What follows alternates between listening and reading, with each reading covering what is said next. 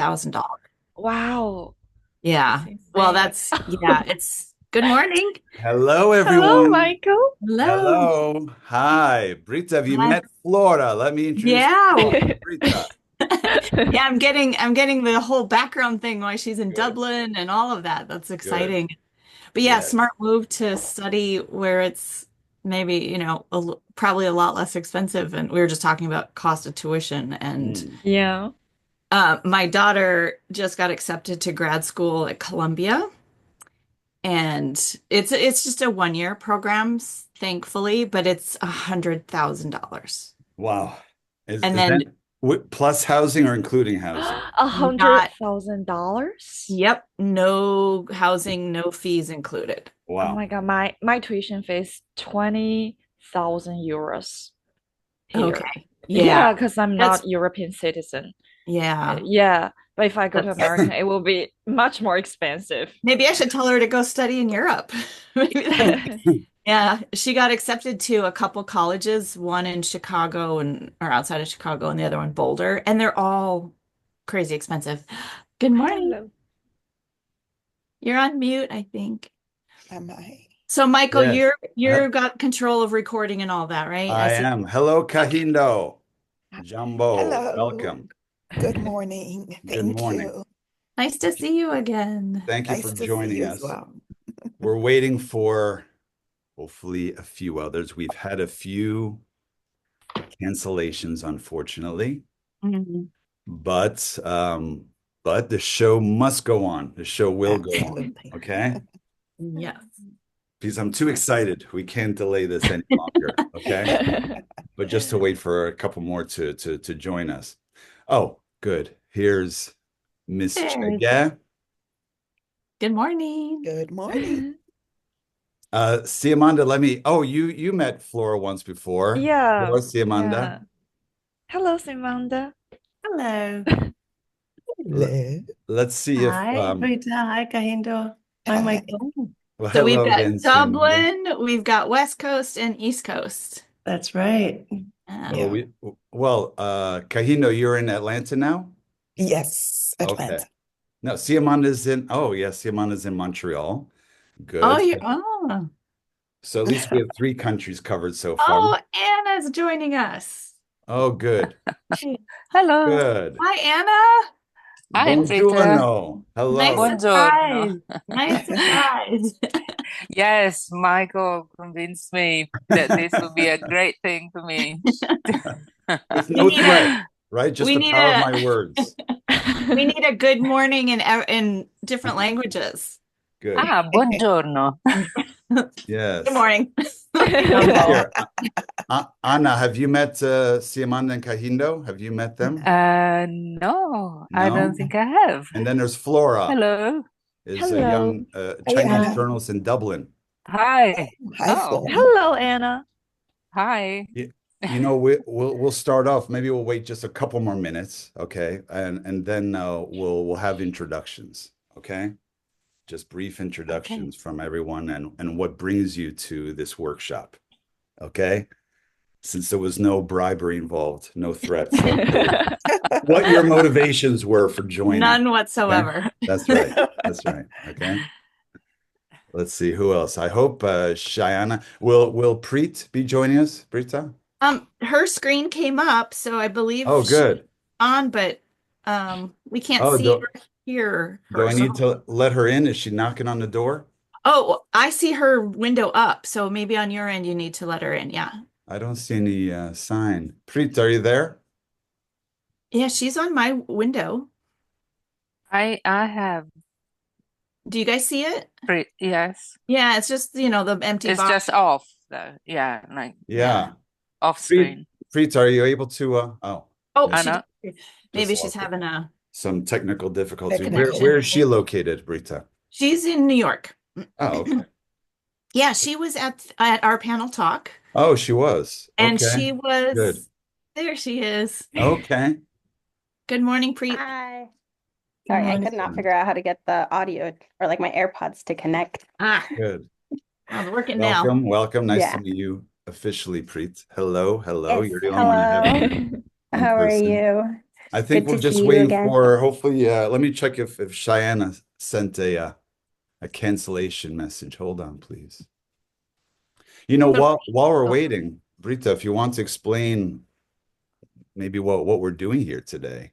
Yeah, would The love to big hear. picture of the Conscious Big Fashion picture. Design Academy. Well, I Yeah. think you're all familiar with Inside Fashion Design and the Conscious Fashion Design Academy, which is a platform we're building for education, on-demand videos and with different topics within the fashion industry, focused on conscious fashion, which I consider incorporates everything from ethical, sustainable, eco-friendly, and all of that. And so connecting with all these amazing industry pros who have different roles within the industry and bringing together to educate each other, and so we can make a better impact.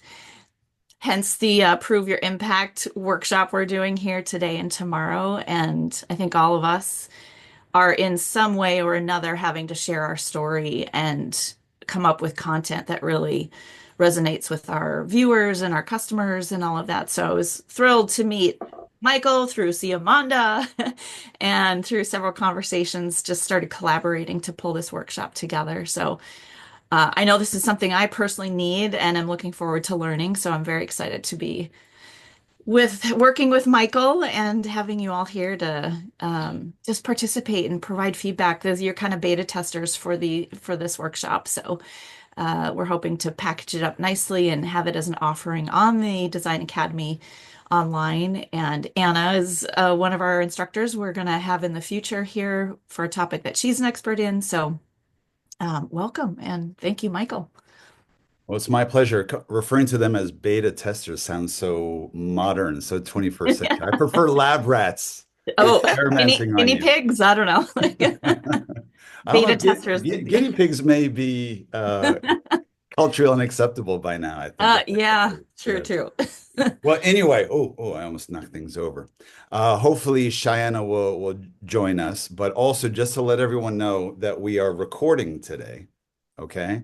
Because we have plans, Britt and I have discussed that we're going to be cutting these sessions into shorter videos. And also, since this is a pilot project, we will also want to see how this works as an on-demand video course, right, Brita? Yes. So I'm just curious if you were to explain to him what that content might look like and their involvement, because now that they're here and on camera, we just want to make sure that everyone's cool with being on camera and all that. It's okay. Yeah, yeah. So, like Michael said, we will edit this down into sort of like part one, part two, part three as he walks through the lessons. But Michael, you'll share your screen, correct? So we'll have Absolutely. slides Absolutely. mostly.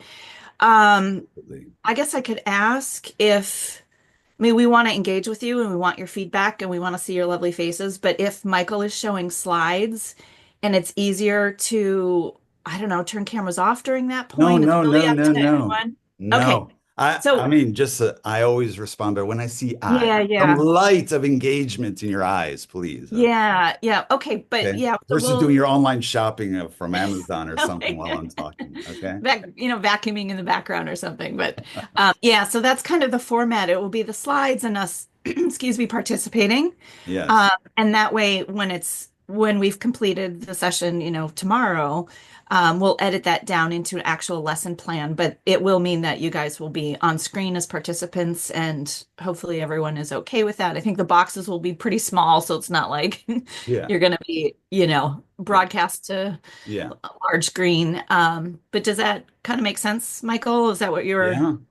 Absolutely. Absolutely. I Yeah. think it's going to be Oh, a win-win because if nothing else, it shows that you guys care enough about sustainability that you want, this is also professional development as I see this too, right? and you know what I think is exciting is that we have you all as actual participants. So you're going to have assignments and little less, exercises to do. And so we'll kind of go off maybe and do those. And then we come back and talk about it. And I think that engagement and interaction will be valuable even for someone watching on demand, just because the questions that he'll address and that come up. And so I think the engagement and interactive will Yeah. make it for a nice, I'm sure Yeah. our questions will be similar to everyone else's questions. that are watching. So Yes, and absolutely, that's just to let you know, I'm going to go through the agenda and how the workshop will unfold. But more than exercises, I will lead each of you to create an actual piece of content, depending on your needs, on your priorities, okay? Whether it be to talk about your own origin story, your story of inspiration, motivation, how and why you began to care and where you are today, or help you develop a piece of thought leadership to express your analysis, your expertise, your opinions, that sort of thing. Okay. So I'm going to work with each of you on your own piece. That's the real value added, is that it's not just going to be me sharing skills and strategies, but actually that you walk away with something in hand that you'll be ready to publish on your platforms. Okay. That's the sounds great. comparative advantage value added, as they say. All right. The value proposition in sales terms. Okay. UVP. Yes. So, you know what? Well, this, I guess maybe Cheyenne may tune in a few minutes late. I'm sharing my screen now. Okay. Just to show you what we're here to talk about. Okay. That I call sustainability storytelling for fashion, skills, and strategies to prove your impact. Okay. And And we're going to open with some introductions, get to know each other, because one thing I've learned from 20 years of teaching and training, I'll talk a little bit about that my own background is as an international journalist, then as a professor of international journalism on 4 continents, from New York to Central Europe to Southern Africa to China. That's one reason why I'm very excited to be here, is because I've never actually applied all those skills and strategies and storytelling styles specifically to sustainability storytelling. So that's why it's like I said, it is a pilot project. It's also a grand experiment to lead you each to produce something tangible. So I'll open by attempting to gain your buy-in, okay, as to why I believe strategic communications matters. Then to explain what I mean by strategic storytelling, my own definition. Then I'll give you a bit of the backstory, because I've learned from teaching and training. I don't want to just say do this and do that, okay, but to lead by example. So just a bit about how I learned these skills, strategies, and storytelling styles for myself, out first in Europe, then especially in Southern Africa and in China. Okay. Now, to summarize, we'll be focusing first on why each of you matters in your own way, why proving your impact is important. That'll be the first session where we talk big picture strategy. Then we'll talk about step by step how you can produce your own strategic storytelling. Okay. And by the end of the day, well, this will be within 3 hours or so, by 2 o'clock. One of the things we'll finish up with is I want to go around the room, the virtual room, and I want to brainstorm with each of you story ideas, okay? What you're going to be working on specifically. And I think, hopefully, that you'll even learn and benefit from listening to the others as we brainstorm ideas. I describe this as you have a raw diamond of an idea, and then we start the process of polishing ideas until they sparkle. Okay, because this is something I needed to learn over the years as a freelance foreign correspondent, reporting from different countries, how to sell my ideas. So I'll share some of that process with you too, right? So that you see number 7 is brainstorming your story, your content ideas. Tomorrow will be largely a writing workshop. Okay, now you'll have the parameters and various skills for how to create the content. Then we're going to roll up our proverbial sleeves and start to create the content step by step. Okay. And so then by the end of tomorrow's session, we'll come up with outlines for each of you to follow, how to open your story. I'll even talk about intros, okay, or leads, what we call them in journalism, more curtain raisers, how to raise the curtain of your piece, how to get from point A to point B, and finish your piece. So I'll help you create outlines so that when on your own, then you can follow this roadmap for creating your content. And then with each of you, a special bonus will be a one-on-one coaching session with me as I help you polish and publish your piece. Okay? And oh, our path forward. So I'll explain that the next step will be as you finishing your piece, your first draft at least, and me working with you. And then also your path forward. We'll do a little bit of brainstorming tomorrow. That what I'm aiming for with this content creation workshop is at least to lead you to produce the very first piece of content. But then that's the start of your foundation, how to build up your foundation of evidence-driven content to prove your results, prove your impact, that sort of thing, whatever your objectives are. Okay? Let's see. And okay, I mean, to get into some of the specifics, maybe it's not even worth. Okay, well, strategic storytelling, consider your target audience, the principle of show, don't tell, the need for evidence. And by the way, this is all being recorded. Okay. So for those of you suffering from insomnia, you can watch it over and over again. Okay.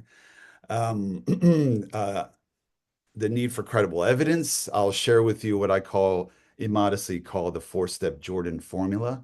Then I should have changed this. I want to explain to you six different types. I came up with two more. Six different types of content. I should have revised that slide. Okay. Then, like I said, later this afternoon, after we take a break, we'll talk about where to begin, what's your story, connecting the dots, fork in the road, writing your story, and that's how I'll finish off for tomorrow. I'll explain all these concepts that I've come up with. And then tomorrow, the diamond is my storytelling structure, my curtain raiser, how to open your story, how to turn a simple feature into an impact story, how to identify, filter out necessary, relevant details from unnecessary details. Okay. And then, like I said, the path forward, strategizing other content for your brand. Okay.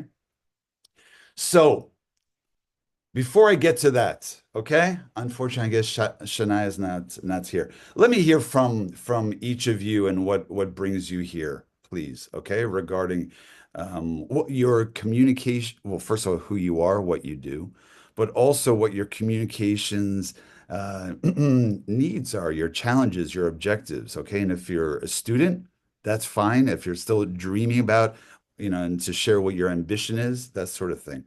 But with whom should we start? How about we start with Kahindo, because first of all, she needs to go relatively soon. But go ahead, Kahindo, why don't you introduce yourself, please?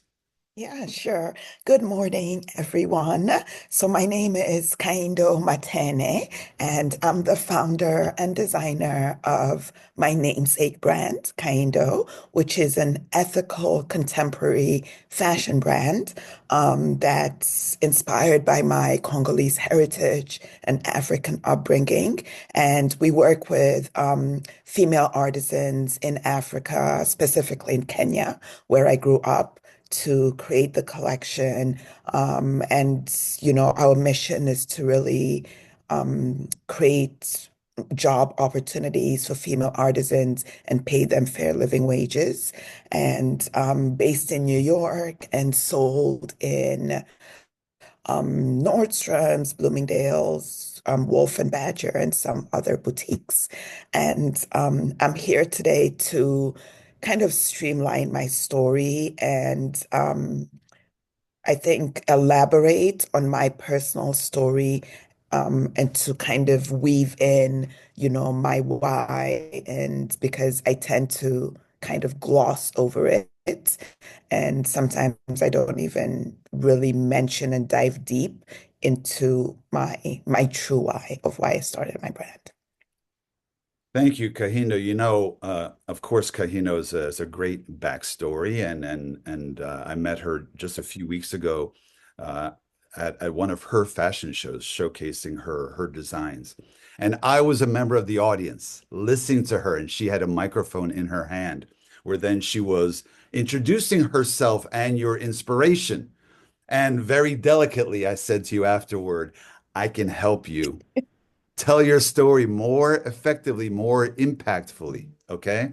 But a couple things with Kahindo. Okay. You may have noticed that she mentioned ethical, right? I aspire to produce an ethical brand. That's a big word. That's a big claim. Okay. And if I'm a consumer, oh, I love her designs, this and that. But maybe she's abusing workers. Maybe she's exploiting resources, that sort of thing, right? If you're going to attach that claim of ethical, then you better be able to prove it, okay, with some evidence, right?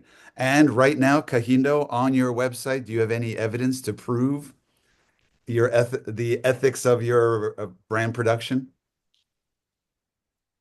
Um, I dive into lightly some of my artisan stories, but I can do a better job. Okay, because then that's the second part, which she also talks about the social impact of her brand. Again, that's quite a lofty claim, all right? That I'm trying to do good, very far away from here. You, dear consumer, cannot double check. You're not going to fly to Kenya, right? Okay, so you better be able to persuade me effectively, persuasively, right? So those are a couple longer term challenges that you face, I believe, right? But for starters, something that you can do more immediately, especially since Kahino is often asked to speak, is you have a fantastic backstory, right? A very compelling backstory, but you can't tell the whole story. Only the most relevant, necessary details, especially when you consider, well, first of all, who exactly is my target audience? Okay. Mhm. Is it attendees of a fashion show? Is it consumers? Or is it investors? Is it potential donors, right? People with money. I got to persuade them. Okay. So we'll talk about what sort of content you'd want to produce in terms of your own story. Okay. For all you guys to imagine what her and I guess very quickly, I could call up your website. Should I do that? Maybe very, very quickly. Hold on, please. Hold on. Okay. Because I want you guys here. Hold on. All right, let me quickly share. Because of course, Kahina is a great case study, she herself, okay? Because then there's the about us. This is her brand, okay? Kahindo, right?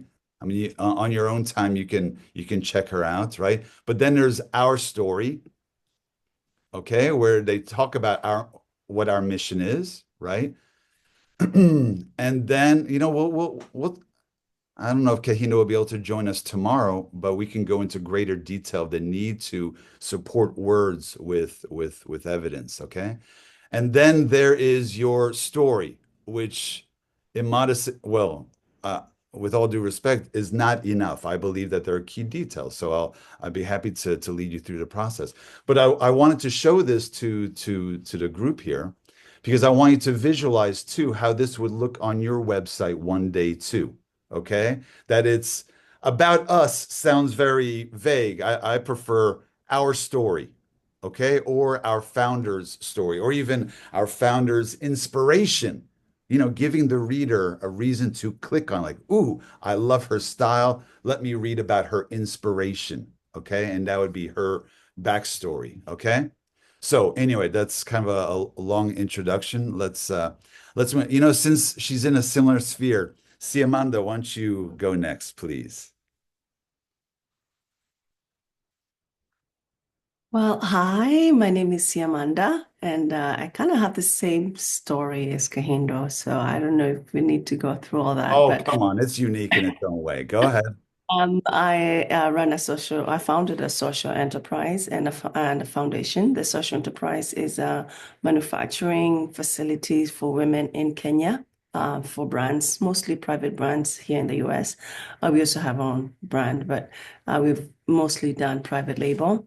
And again, working with women artisans in marginalized society, in communities in my village where I was born and raised. And I am based in New York, but I'm now in Canada as well.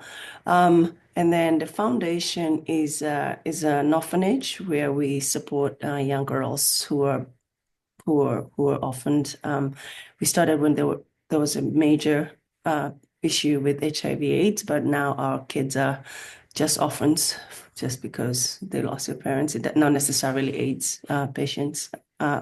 lost their parents through AIDS. So I work mainly with women and girls in the village of Kenya. And it's nice to be here. And what do I need to learn? My objective is, again, I feel like I could tell my story better as just from that introduction. I already know that Michael is going to dissect that into Oh, write that into like whatever. I would love to be able to tell my story convincingly, and also I need to really prove my impact, not just just say this is what I do, but figure a way to prove that to an audience that doesn't really travel or can go to my village in Kenya. So that's my story. now it's thank you for that, Siamanda. Now it's important to know that when Siamanda sells her products, she includes a tag on the clothes. So you're not just buying the clothes because, ooh, I love the look, I love the quality, that sort of thing, but also because of the story connected to the women, the artisans who are creating it, right? That adds the value. So there's even that strategic storytelling component of it, right? So here is, by the way, again, just quickly, this is Siamanda's website, Beberavi. Okay, it shows the hands of women creating it. Oop. And then our mission. Well, first of all, again, briefly, you can go through and see some of the products that she creates. This is one of her daughters on the left-hand side. Okay, her two daughters. Okay, enough of a plug for your daughters. Now you can see the clothes here. She has at the top our mission. Okay. And we'll talk about this as case studies too. Okay. Our mission is to provide jobs and job training. Okay. Sounds wonderful. She's claiming social impact. I'm not saying she's a liar. Okay. I'm saying that if we happen to have money, we're looking to invest, we're looking for partners, and we come across Siamanda or she approaches us and we say, wow, this sounds fantastic, but you're claiming whether it's ethical fashion or social impact, what have you. We need to prove that in a much more persuasive way, as I'll explain, I'll repeat over and over again. The need for credible evidence to prove that level of social impact. Okay. And by the way, even in terms of the storytelling, Siamanda, just one little detail, which she just explained. She said, oh, and I have an orphanage. Okay. Now that sounds great, but by the way, I always remind her, she forgot to mention it right here. She named the orphanage after her father. Okay, her father so inspired her that she founded an orphanage and named it after her father. One little detail, if we're targeting at an audience, that touches the heart. Okay, that would elicit a, "Aw, that's sweet, that's meaningful." It makes the audience like her even more. I want to partner with that woman. Her heart is in the right place.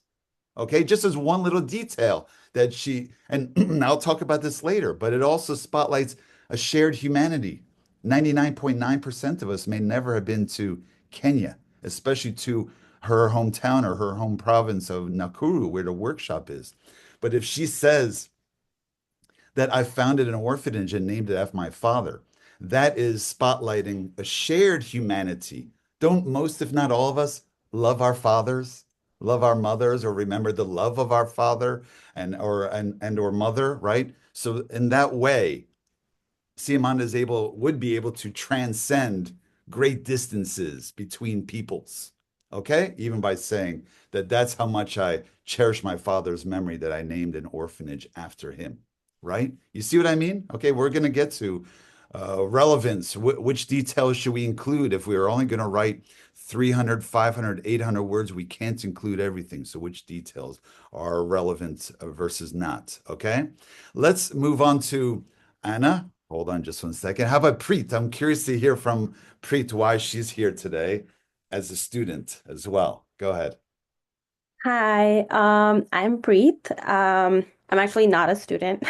Oh, I'm sorry. I thought you were at I'm Berkeley. a student of the workshop, but I graduated from my MBA in 2022. And Sorry. since then, I've been working on starting my own brand that's based on sustainable fashion. And we just launched in January.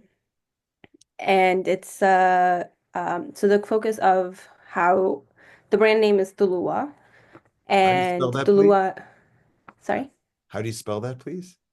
Tulua. T I can U write it in L the U. chat. Yeah, yeah, it's okay. Go ahead. I'm sorry to interrupt. Tulua. Please continue. Yeah. Um, and so Tulua, the word is rooted in Sanskrit and it means rising. Mhm. And that's what the brand strives to do. It tries to like rise to be better. And the way we are trying to strive for sustainability is by focusing on the materials that we use and the processes of how everything is processed and manufactured. So the focus is a lot on natural and durable fabrics, like hemp, linen, organic cotton, but mostly it's hemp and linen. And the designs are created to, I guess, be uh the opposite of like trendy, which is what like fast fashion always strives for. So it's a two-part way to be, use durable, good fabrics that will last you a long time, and then also design the items themselves to be versatile and long-lasting, like something that you will like for a long, long time. Because we all have that like staple item in our wardrobe that like, or like a few items that we like love and we've had for years. And I think the designs that I like to create are something that are, fitting to that. So it's, keeping comfort in mind, good fit. It's still stylish. You can wear it in multiple locations. Like if something you can wear to work, there is no reason why you can't wear it like out to dinner or like while you're running errands and like around the house. Um, so it's rooted in those two things. And the reason I'm here is because I want my brand to be an educational platform based on like transparency. So I think because if that's what I want, I need the storytelling to be like very well structured, but also followed with evidence. So its credibility is very important when you're trying to do that. Like I want the consumers to be empowered by information because I know when I'm trying to shop sustainable, I don't actually feel confident that this item is made well, ethically, eco-consciously. When you shop at Dulua, I want them to know what hemp is. Why is it sustainable? Where do we get it? How was it processed and how did it get to them? All of those things. So then like what your carbon footprint is almost and the journey of your clothing, I mean, the journey of the item that you bought it has been so far. So yeah. Wow.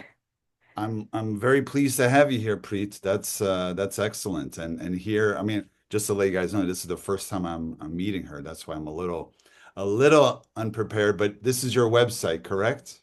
Yes. Excellent, right? And so, I'd be happy to go through this also as a case study, right? The about us, one, and then our brand, our story, our fabrics. You know what? At some point, Preet, you may want to consider, and I've encouraged, I forgot to mention that with Siamanda, for example, I'm also working as her global communications advisor. And so as she revamps her website, I'm hoping that she will then include at the top here our impact. Okay, that then you're being very clear that our impact will become code for our evidence. Okay, our proof to persuade you. Okay, that whatever claim you're going to find on our website, okay, our impact will then be that evidence-driven content. Okay, so I appreciate that you've already seen the light, Preet, of the need for such content to back that up. So I'll be really happy to guide you through that process. Okay. Yeah, thank you. And sure. And then Anna, let's hear about you, please. The long story, the short story. Mhm. Um, Hi, I'm What brings you Anna, here and today? Yeah. I've worked in fashion and design and the arts for many years, especially in the New York ecosystem, producing and um, working as a creative director. Most recently, I was involved in a uh, large size project with over 300 volunteers from all over the world on a project led by Seth Godin, who you might know because he's sort of like the guru of empathy marketing. Mhm. And we created the Carbon Almanac, which is this book of facts collected, um, resources, and solutions in the fight for climate change. And with that, we created tools also for people to use. A version of it exists and it's downloadable free for children, one for educators. And within this group of people, I began this interactive map called Connect the Carbon Dots, which is actually a tool to see how things are connected. So when I hear these stories that you just brought out, I think, yes, it's really important to show people how buying a t-shirt from us is actually bringing me back to this positive impact. It's really the most important thing to communicate, I believe. Where am I now? I'm part of these two projects. One is Connect the Carbon Dots, where we're helping organizations really connect to their public, but also within the organization itself, because sometimes, say, a nonprofit organization is really spread out and everybody is in its own silo. So they need to know what is going on. And the other is, in fact, a program called Generation Carbon that we are running it with a group, a nonprofit group in Italy, where we have created programs for children for school to enact. And so far, we've run the first season of the program in over 1,000 classes throughout Italy.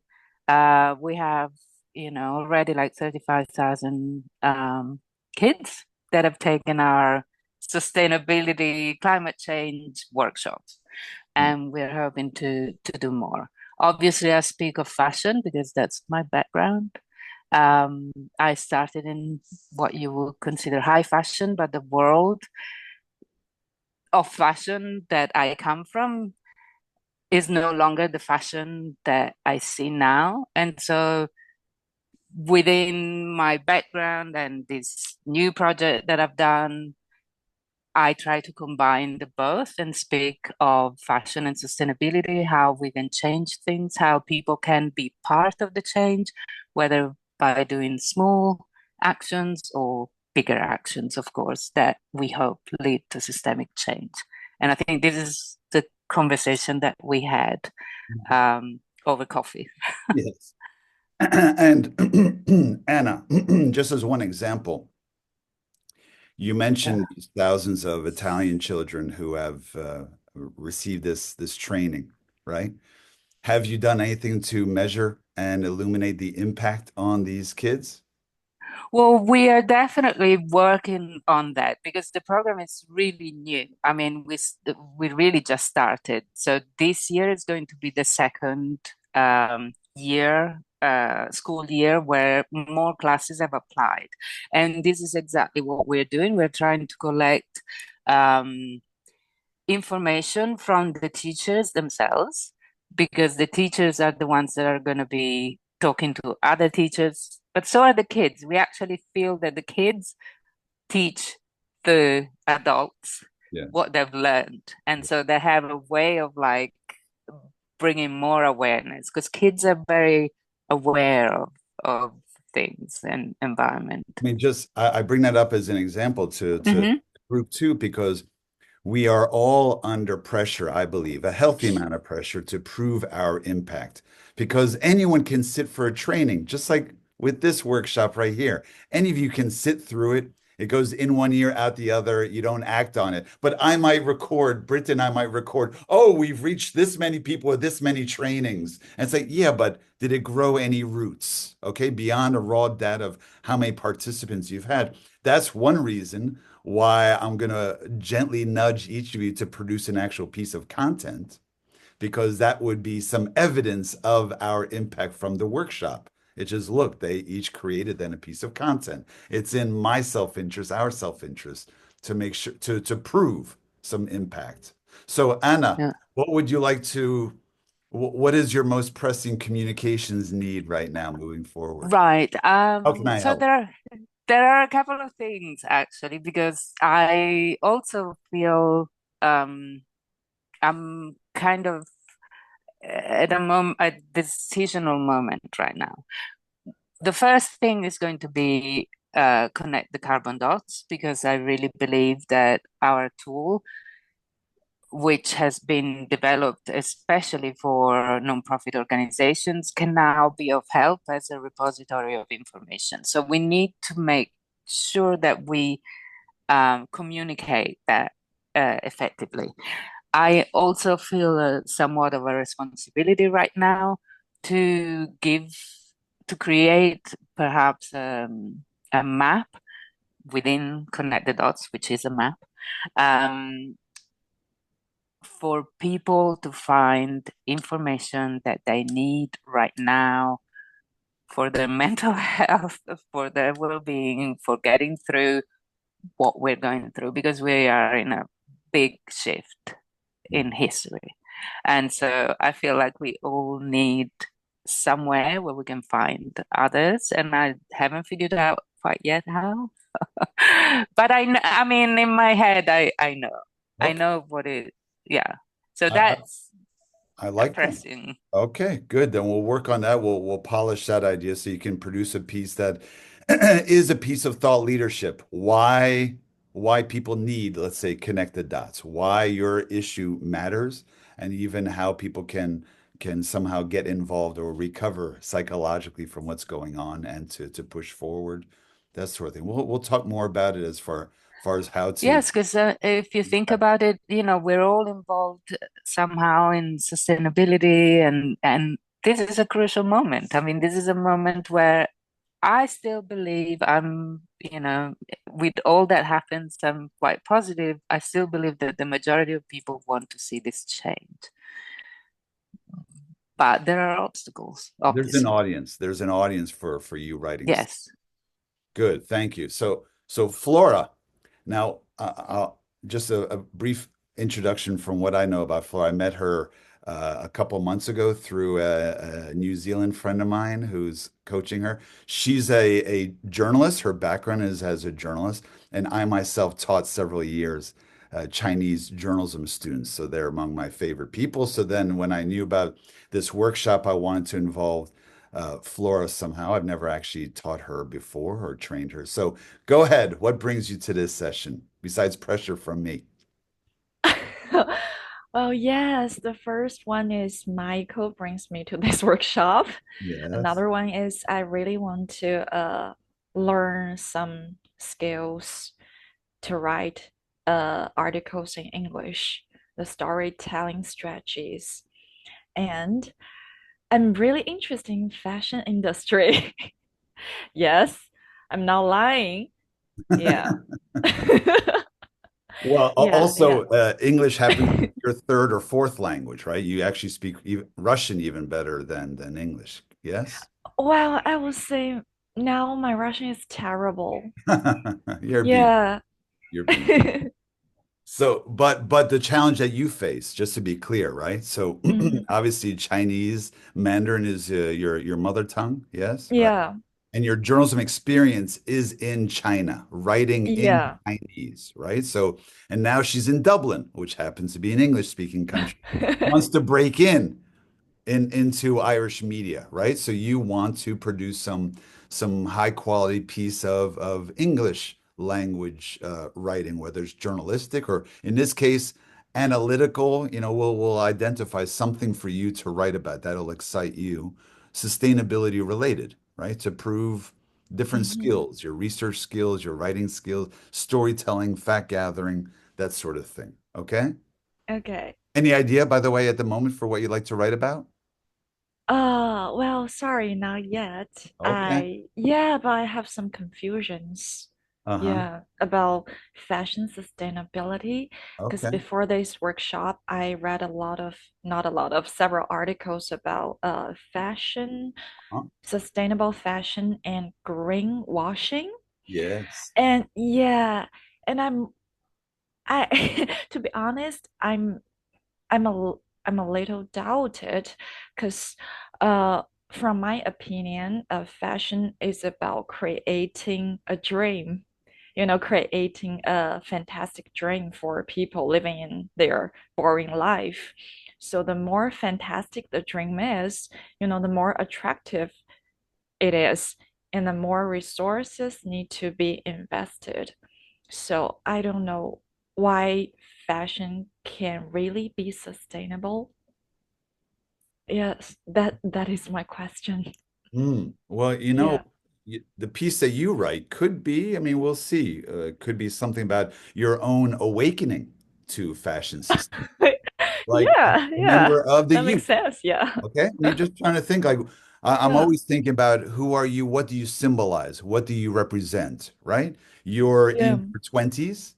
Okay. Right? You have Yeah. some care, some evidence of caring for society, caring for others, right? Caring for education, caring for youth in China, you wrote about Yeah. things, right? And so it could be that your own awakening, how you came to learn about, maybe overcoming Hmm. skepticism. What is sustainability, right? And how can companies prove these things? So maybe that could be something that you write, right? Why is Yeah. sustainability important?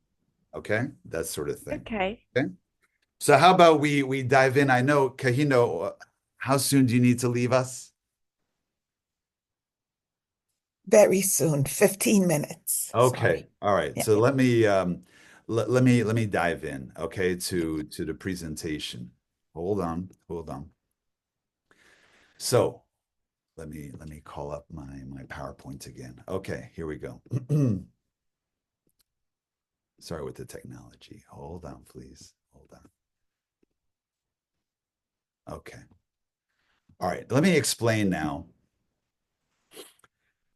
And some of you have heard this presentation before, but it's important to remind ourselves, I think, why all this matters. Okay, is that we are all, as I often describe it, we're now swimming in a sea of brands and information. Every day we're being bombarded, right? And all these brands and I mean, we're all brands. I'm a brand. You're a brand. We're all brands, all companies, organizations, government agencies. Everyone is a product or service or brand to some degree.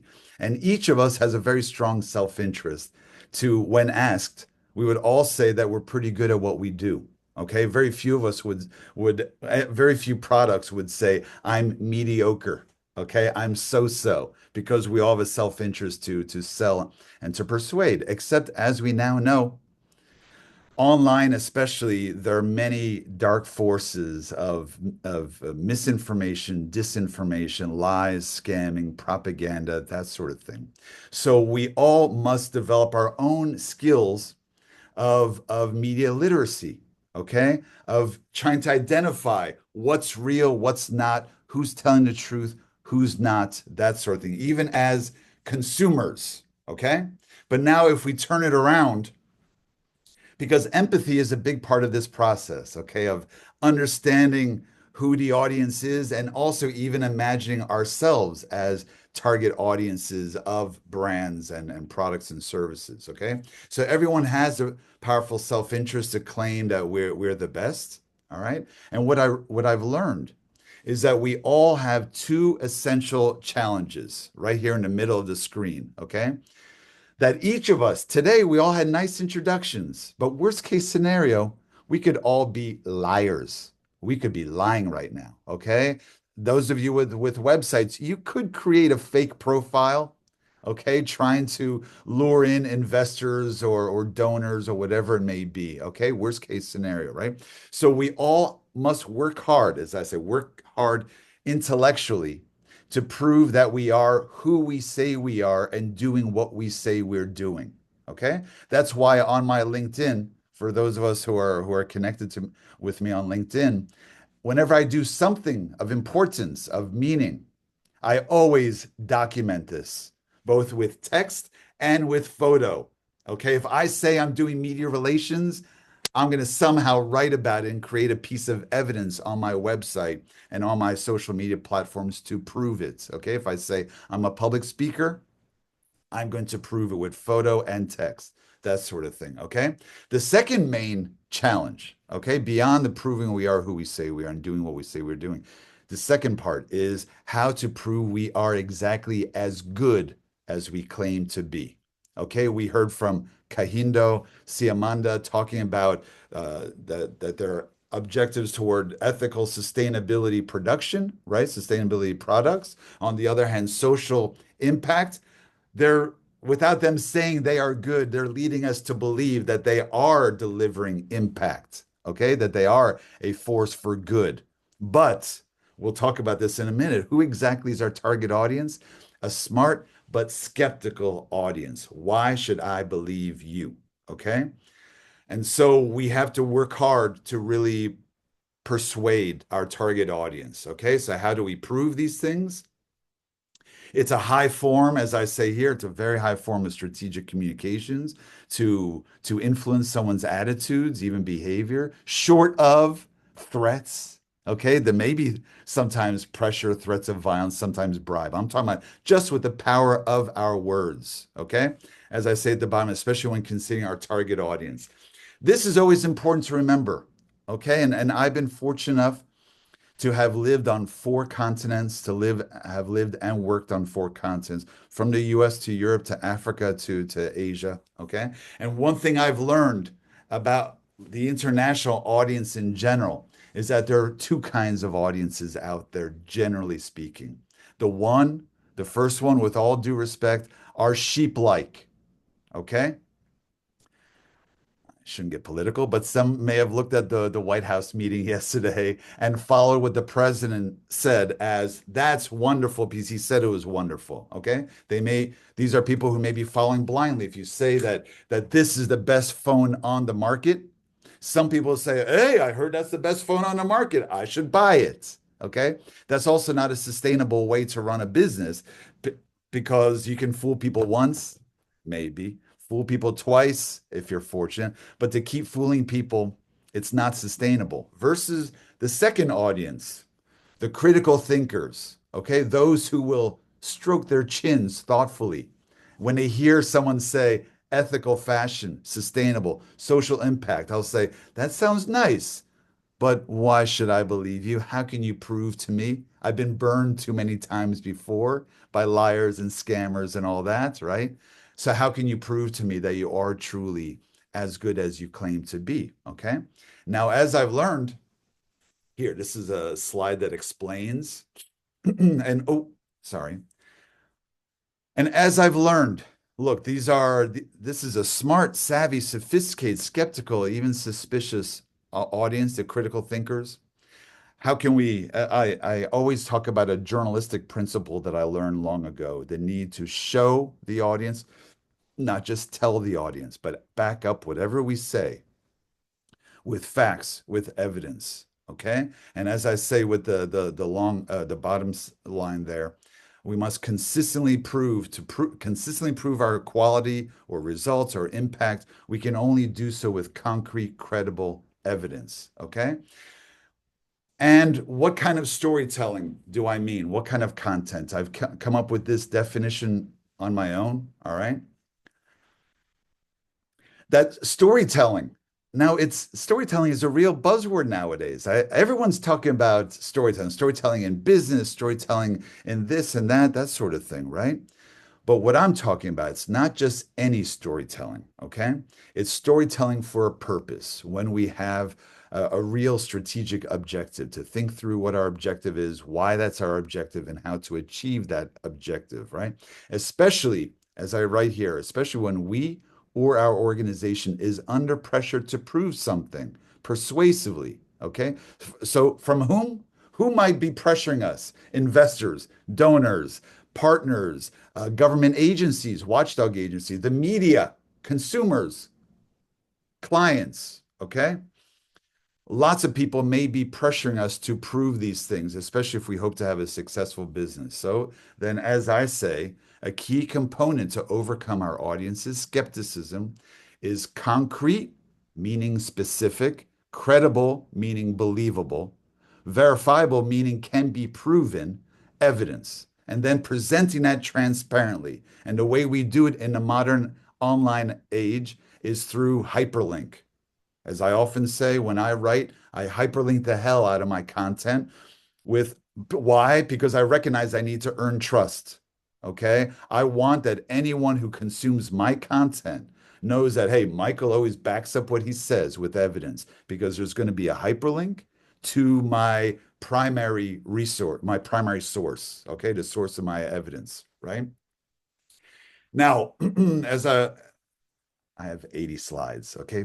I'm not going to go through all 80, but okay. So I also explain here why this is a question of media literacy. It's an antidote to disinformation. It gives us the best chance to overcome skepticism. And by the way, while I've done 20 years worth of teaching international journalism and training international journalists, students and professionals and all that, nowadays I apply this not just to sustainability storytelling, but I've done trainings and workshops in ESG storytelling, environmental social governance, or SDG for nonprofits aiming to achieve the sustainable development goals, okay? Or I even did a training last year for JP Morgan and their DEI team. So I call it DEI storytelling. All right. They had $1 billion investment in Black and Brown communities. And I was talking to them for 2 days, a 2-day workshop on how to prove that they're not just, Flora mentioned the magic word of greenwashing, okay, for companies and organizations to prove that they're not just throwing money at a problem, but they're actually trying to make a difference with the money they spend. So DEI storytelling. Now, I want you to understand something that I developed this graphic for you to understand how great a challenge this is. And I learned this from even my own journalism as a young reporter starting out in Central Europe. I created this ladder of communications, okay? At the bottom is basic communication, but even that first rung of the ladder is to inform and educate the audience. Then to better inform and educate. As a young journalist, I saw that as my initial duty is to better inform my readers of some situation. But then it crosses over into activism and advocacy. It could be to raise awareness of a challenge. Then even more so, there's greater urgency to sound an alarm. Hey, there's a crisis going on. Here's information, even how you can act. Okay. Then prove impact, as you see at the ladder. Now, I'm not so strong with the graphics, so that's not exactly the top rung. Go below the ladder there. Then, and I'll give a case study of my experience in Africa. The challenge of even changing attitudes. If you're dealing with a closed-minded audience versus an open-minded audience, how to change their attitudes 180 degrees. Even tougher than that, how to change behaviors. Okay, I can talk to you about why recycling is important, but then to actually convince you to recycle, to take action is a higher level, right? Then rung number 8 could also be spur activism. Don't just sit there on the couch and nod your head that you agree with me, right? Here's how to get up off your butt and to do something about it. That's a high level form. And then at the very top, frankly, is how to get money out of someone's pockets. Okay? I believe in you so strongly. I'm about to back it up with by writing you a check or loosening the purse strings. Okay? So this is just for you to visualize all the challenges. And so what we're talking about in this workshop is how to really achieve the top rungs. Okay, how to persuade some skeptical audience for some tangible objective. We want them to act. Okay. Now, I was walking in Central Park yesterday thinking about you, okay? And I came up with, I thought through the process that I want to share with you, all right? And here's the example without you being distracted. Maybe I'll take this off. Okay. And you can read afterward if you want. All right. Just imagine if today someone gave you $100,000 and said that you could invest it, you must invest it or donate it to one organization, not spreading the risk out among 10, but to one company or organization you can invest this 100,000 or donate the 100,000. How would you spend it? If you're conscientious, I don't want to just flush it down the toilet or throw it out the window. I want to spend or donate this money wisely. The reason why we're doing this is it's also important to develop some empathy with our target audience. What would you be looking for? What would you look for from that company or organization? Go ahead, Kahindo. Oh, you're leaving? Yes. Okay. Well, Sorry. we're gonna have to work one-on-one on this, okay? Yes. Kahindo? Thank Okay. you. All Okay. right. My pleasure. All right, we'll send you the videos too. We'll talk. Okay. Good luck today. So I'm curious to hear from some of you. What would you be looking for from a company or organization to persuade you to donate or invest that precious 100,000? Anyone?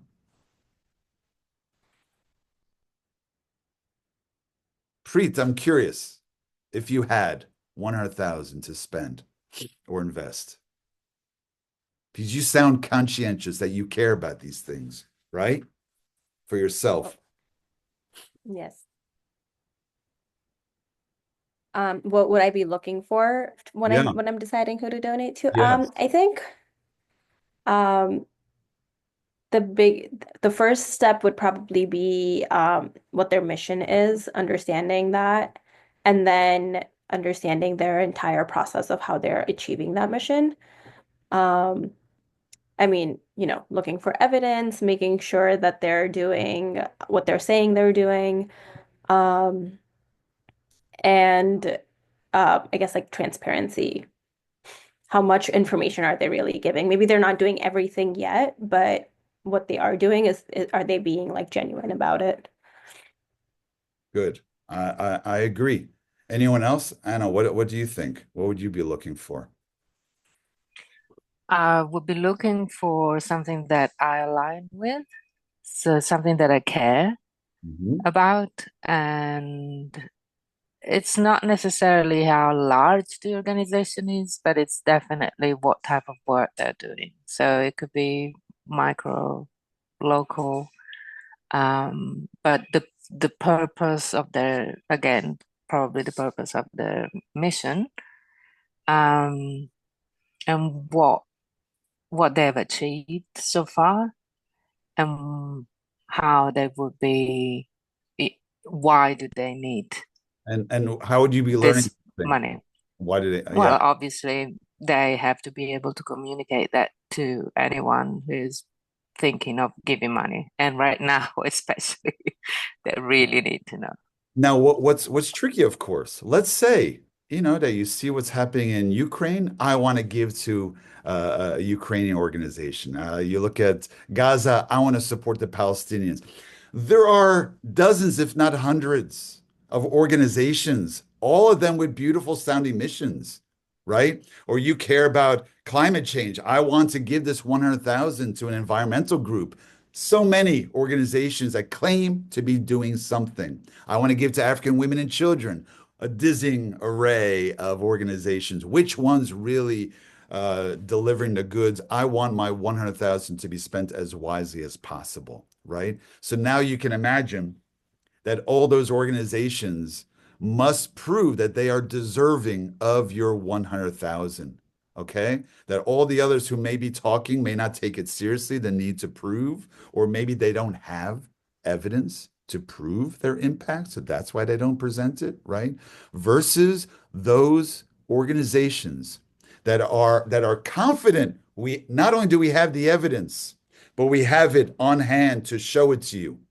Okay, that's also a sign of an organization's confidence versus a lack of confidence. We have the evidence. Here it is. We know we're as good as we claim to be because here's the evidence. Okay, that's actually one point I want to make to you too. Is I think that if you start to create this content, this will make you even more confident when you have to sell yourself to donors, investors, partners, clients, that sort of thing. Because not only do I believe in my product, don't just take my word for it. Feel free to visit my website and my social media channels. And that's where the evidence-driven content will be. Okay, so not only will it persuade the audience, but I think even psychologically for us will make us feel that much more confident, right? So at least now you guys understand what I mean, that actually empathetically on that side of the fence, they would be looking for evidence. If we expect them to join us somehow, support us somehow, that we have to work hard to prove that. Okay, right? So then,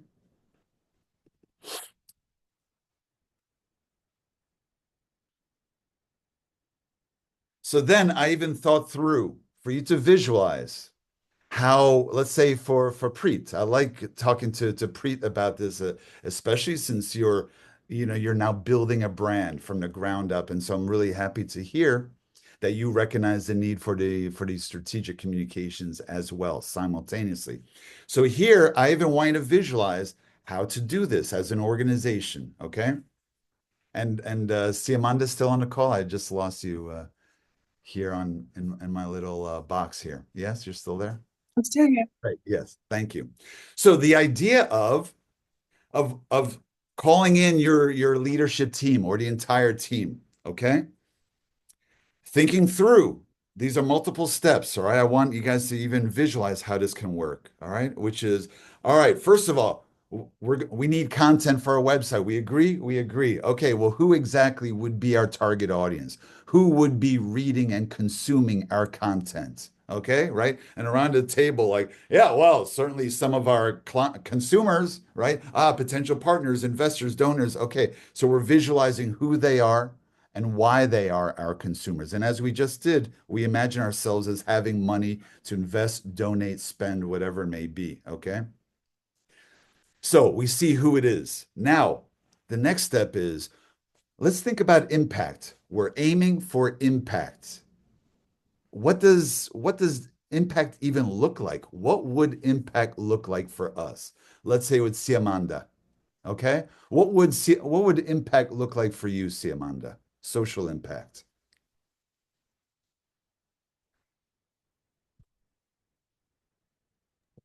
Um,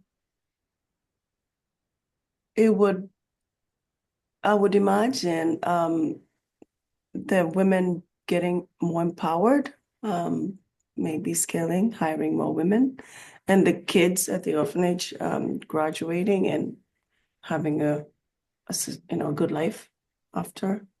Better life, So, yes. That that we've talked about that too. That social impact would mean for her women, the 300 or so women you've trained would be now they have a decent, dignified, stable salary. Okay, that then not just for themselves but for their children. Now they can buy shoes, school bags, school uniforms for their children. Right now, the mother suddenly, if the future was looking bleak, now suddenly the mother can hope that that one or more of her children can go to university, okay, and have a better life, more comfortable life.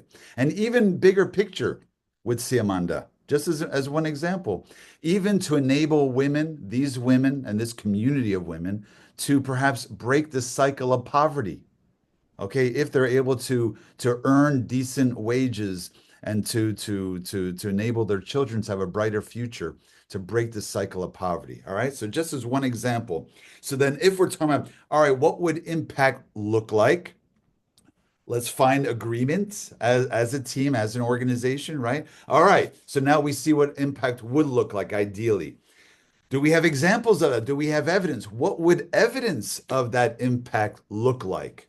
Right. And for Siamana, it could be that some of the women now tell her, you know what? I'm so happy now I'm able, before my child was at home, hungry, couldn't concentrate on school, we're too far away, no shoes, whatever maybe. And now my child is back to school, let's say. Okay. So, piece of evidence, okay, of of the building blocks of impact. So what would evidence of that impact look like? And then starting to think through detective work that, let's say, a scene of a crime, the chalk around a body, okay? That now we start to think of detectives. Let's start to identify some of that evidence and how can we unearth that evidence to and illuminate, to bring light onto that evidence, to prove that evidence, to prove our impact, okay? Next, also to think through, all right? So what evidence do we have? What evidence are we missing? And we should now start to create evidence. That's another challenge, okay? We already have some, but we need more because we have short-term, long-term objectives of what we're trying to prove, what we're trying to achieve, okay? That sort of thing, all right? And then the question is now how to bring it to life, okay? Which is the strategic storytelling, okay? Any questions about that so far? Please, I could talk for hours, but of course I want to hear from you guys. I just want to make it as clear as possible. Some of this big picture, so I have some of the takeaways just for you to understand that this is strategic. It's not just any kind of communications, the need for empathy, show, don't tell, our audience being skeptical, non-sheep-like, and of course, what I'm aiming to do is to demystify the whole process here. I don't want to go on too long about my own journalistic journey as a young reporter, but how exactly I learned all these skills as a young reporter, just to be clear. Oh, that's me in the white shirt, okay? When my hair was darker. And and back then I faced a challenge. I was writing for different American newspapers and Western magazines, and I was traveling to different countries, 30 different countries, mostly in post-communist Central and Eastern Europe. And each time I proposed an idea to my editor would say, Michael, these are with your ideas, you need to think through. The story idea must be either interesting or important or both for our audience. Okay. This is something for each of you to consider too. Preet, as you start to create content for your website, it's a simple filter, which is what we don't want to just create any content. Okay. It must be for our thinking through who's our target audience and why they're our audience, right? Then why would that target audience find this content either interesting or important? Are ideally both. They must care for some reason, okay? They must learn from it somehow, gain from it somehow, benefit somehow, okay? I learned these skills as a young reporter because I couldn't just write about whatever I wanted to. Even back then, without thinking in these terms, I had to deliver value proposition. Why should my audience care? Okay. So there I was in Central Europe in Budapest, Hungary, which is my father's hometown. And so this is where I learned by living there for 6 years, I learned how to parachute into different countries one by one for 1 week at a time. This is my very first story from 30 years ago now. Yeesh, 30 years. And this was about the Bosnian War back then. It was a story I wrote about babies born of rape, and it later became a major court case at the International Criminal Court, rape as a war crime. And so this is the first story I wrote for a Western publication. This was for the Miami Herald back then. And so this was important for my own credibility, my own believability to build up my career for my first piece. One thing I learned too, and I want you guys to appreciate this as well. As a young freelance journalist, what I wanted was more assignments. Okay. I wanted to travel, right? And to report and to be published and to make money. And I began to think through like, whoa. I can't be thinking just me.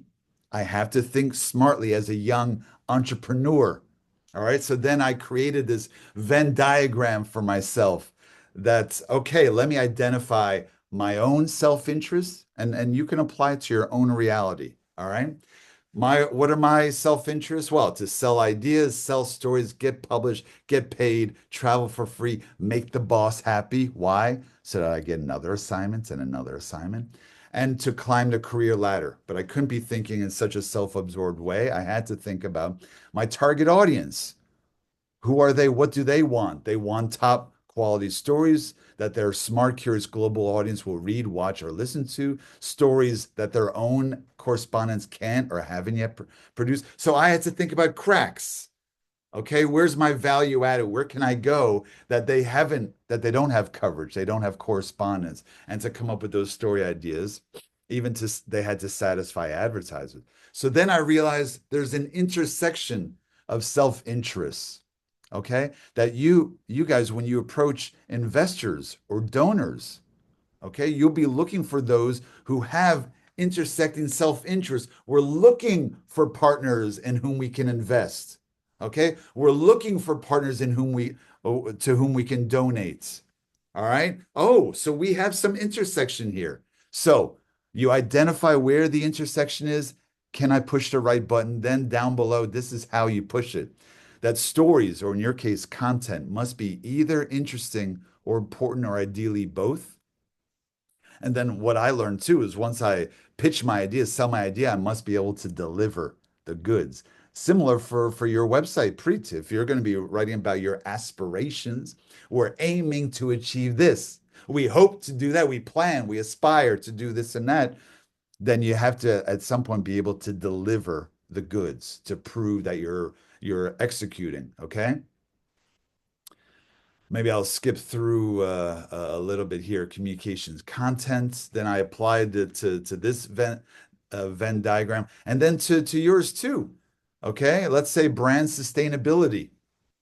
That's what's your objective? It could be to overcome audience skepticism, right? Why would someone believe that you truly are achieving what you promise to be achieving, right? To prove we are who we say we are, that we're doing as we say we do, our impact, the results, to avoid the greenwashing, that's our self-interest, to attract more partners, enhance our brand reputation. But again, we're not just thinking me, me, me. The key, one key to effective strategic communications is to visualize your target. All right. So you're not just firing blindly, okay, sending out for your communications content and messaging, but you're thinking through, visualizing who exactly is my target audience and why. Okay. So then we're thinking through that who would be the target investors, donors, that they support brands doing no harm to people, planet, animals, that they're looking to partner with conscious, ethical, eco-friendly, vegan, etc. brands. Maybe they are under pressure to publicly prove to investors, stakeholders, watchdogs, media, and others that we're only supporting or partnering with impactful brands. And they may also be looking for, understandably, a win-win, a return on their investment, some return on their donation or partnership. And again, can we push the right button? If so, how? And at the bottom, I said, only with concrete, credible, verifiable evidence can we persuade a skeptic. Okay. And humanizing, ultimately, evidence-driven impact stories can achieve our goal. Any questions about that, by the way? I'd be happy to take any questions.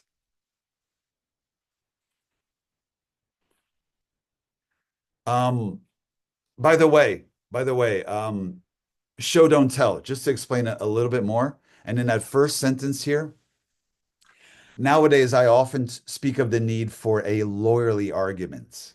Okay, lawyerly, as if we are in a courtroom making an argument to a judge, to a jury, to persuade them. I'm a defense lawyer. Here's my client, right? And I say, Your Honor, my client is innocent of the charges, right? And then I said, what, you need evidence? What, you don't trust my face? You don't trust my words? The judge and jury said, no, where's the evidence? So a smart lawyer would say, Your Honor, my client is innocent. Here's Exhibit A, Exhibit B, Exhibit C of evidence, credible evidence to persuade the audience, okay? So to show, not just tell. And now also, right, so even in the middle here, I say it's not enough to say, trust me. It is a question of transparency and accountability. All right, now you can see this is high-level stuff we're talking about. It's not just posting anything today or tomorrow, but actually thinking through. Also, don't just tell your audience. Let's say, I also learned life is difficult, frustrating, interesting, or exciting, the need to show, not tell, how difficult, how frustrating, how interesting, how exciting, okay? The need for evidence, primary research. We'll get into that more, okay?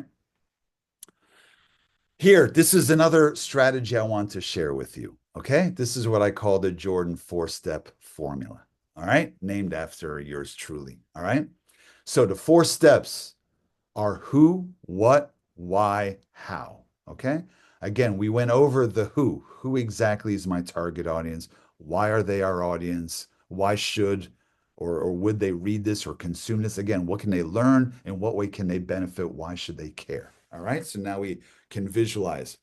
Now here's how we do it. This is my formula for any strategic communications. If you're about to send a tough email to someone, okay? You can follow this methodology, not just for content creation. Okay, thinking through now that I visualize my target audience, what exactly do I want to write? What point or argument will I make? What idea do I propose? What message will I deliver directly to their heart and to their mind, the consumer of our content? Or what story do I want to tell? So, what do I want to say? All right. Next step is even more challenging is this is the critical thinking. Why exactly do I want to say that? Make this point, that argument, present this idea, deliver that message.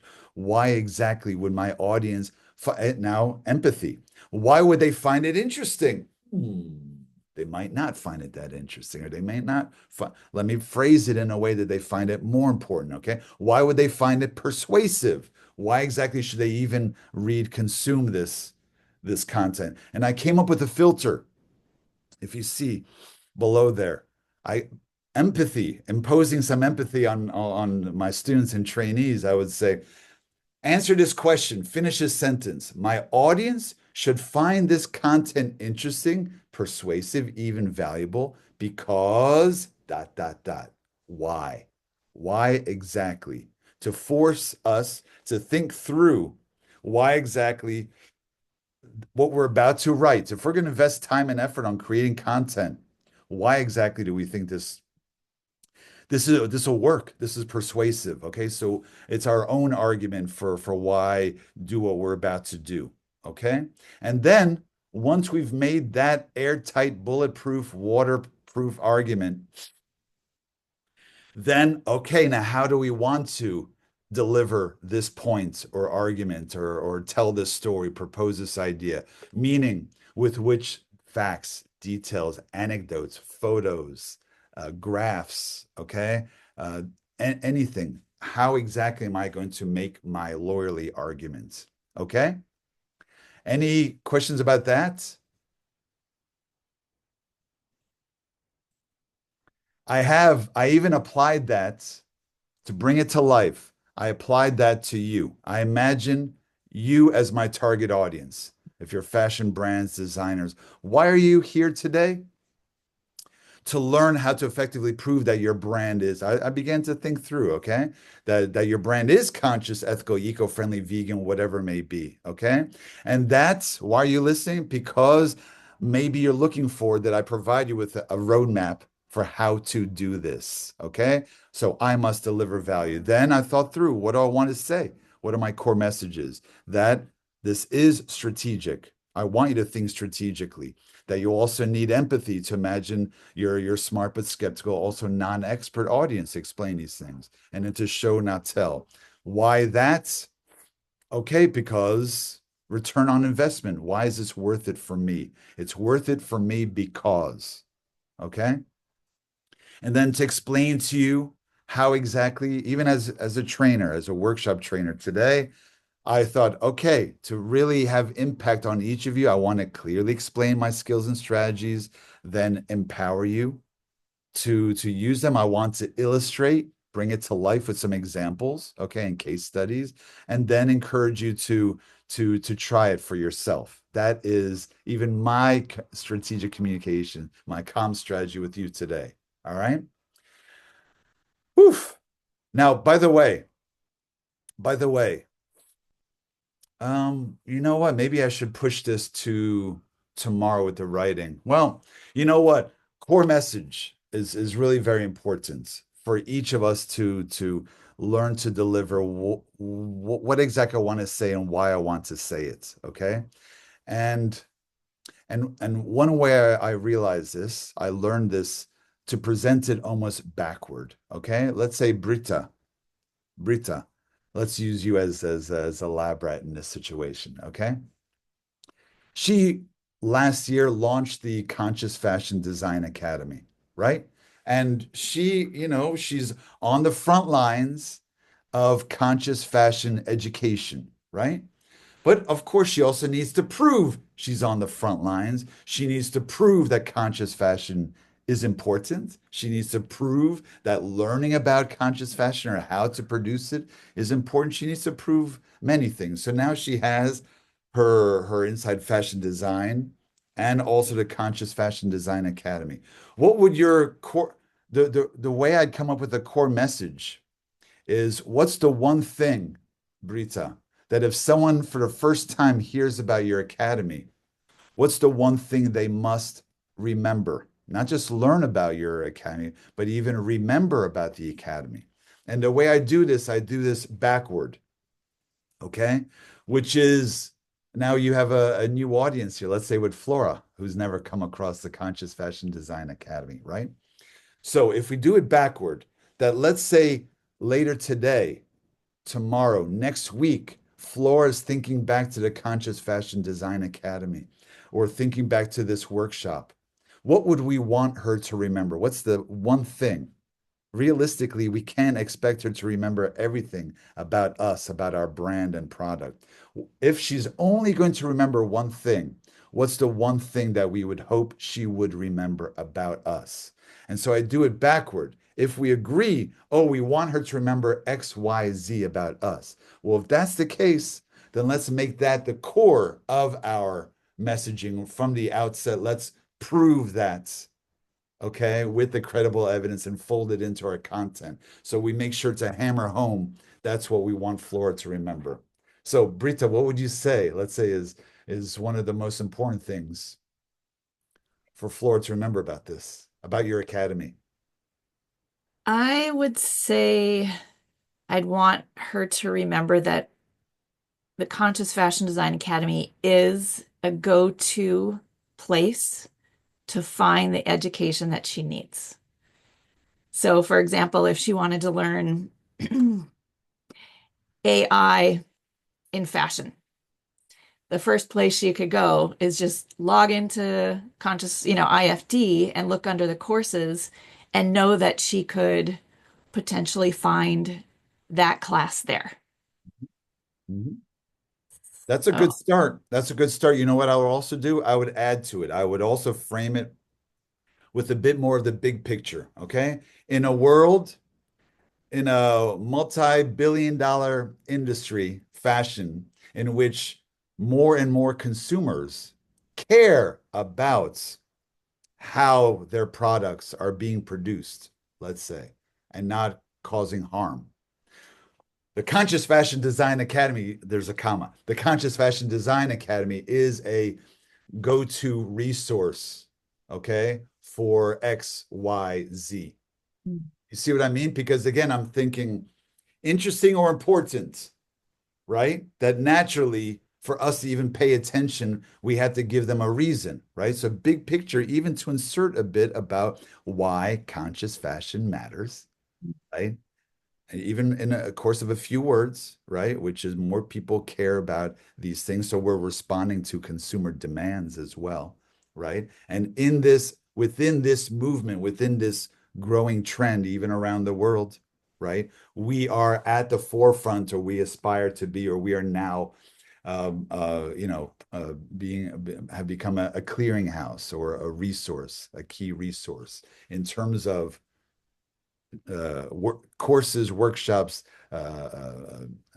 materials, what have you, case studies, whatever it may be. What do you think about that, Brita? yeah, I like that because then it's definitely including more information, but it's still short and to the point. It's just a couple sentences you can use to really drive home your message and Yeah. what you offer. Yeah, and I thank you. And when I was living in Beijing and teaching Chinese journalism students, I would also often frame big picture any story. I would say, in the world's most populous nation, in the world's second largest economy, right? In the world's emerging superpower, China, right? In the world's largest exporter or the world's largest consumer market.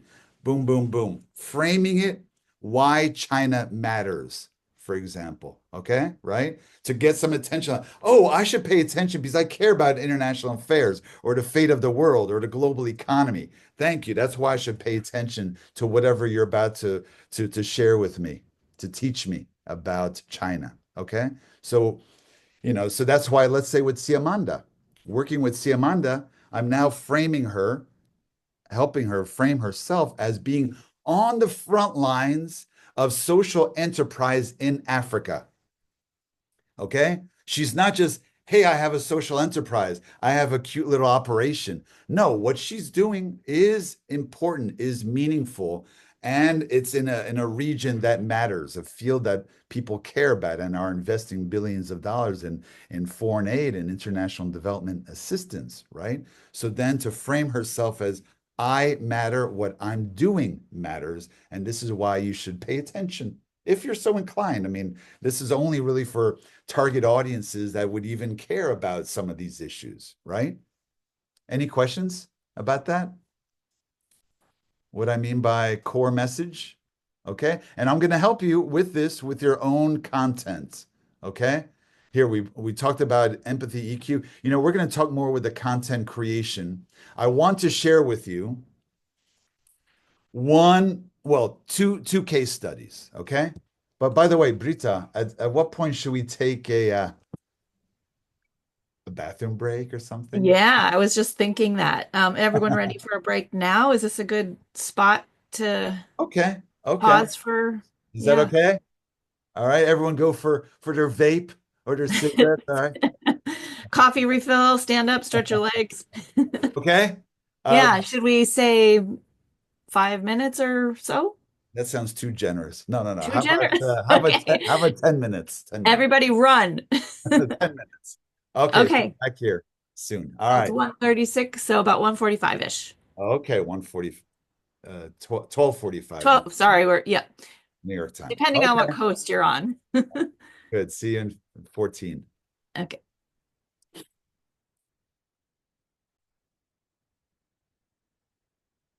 Okay, let's see where the others are.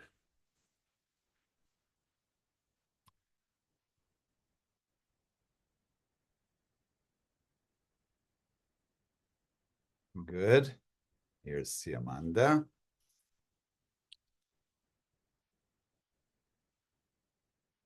Just need Preet. I did get an update from another participant, Shania, whose sister had an accident, but she asked to join tomorrow. So of course I'll be happy to include her tomorrow. And you know what I'm going to do is after this session, I will, I'm recording, and then I will send you all a link to today's session from my Google Drive. Okay, and I'll send that to Kahindo if she wants to watch what she's missed, and Shania. Okay. Let's see, is Preet coming back? All right. I I'm here. Great, great, great. Thank you. And oh, good. And here's Brita. I guess it must be a little chilly in Portland. Okay. So let me share with you how I learned about what I call impact stories, how I learned about strategic storytelling. Okay, as one case study and then a second case study, which I believe you'll find valuable. So,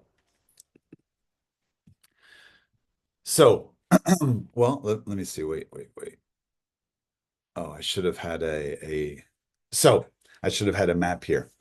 Anyway, so after a number of years as an international journalist and a visiting professor of international journalism.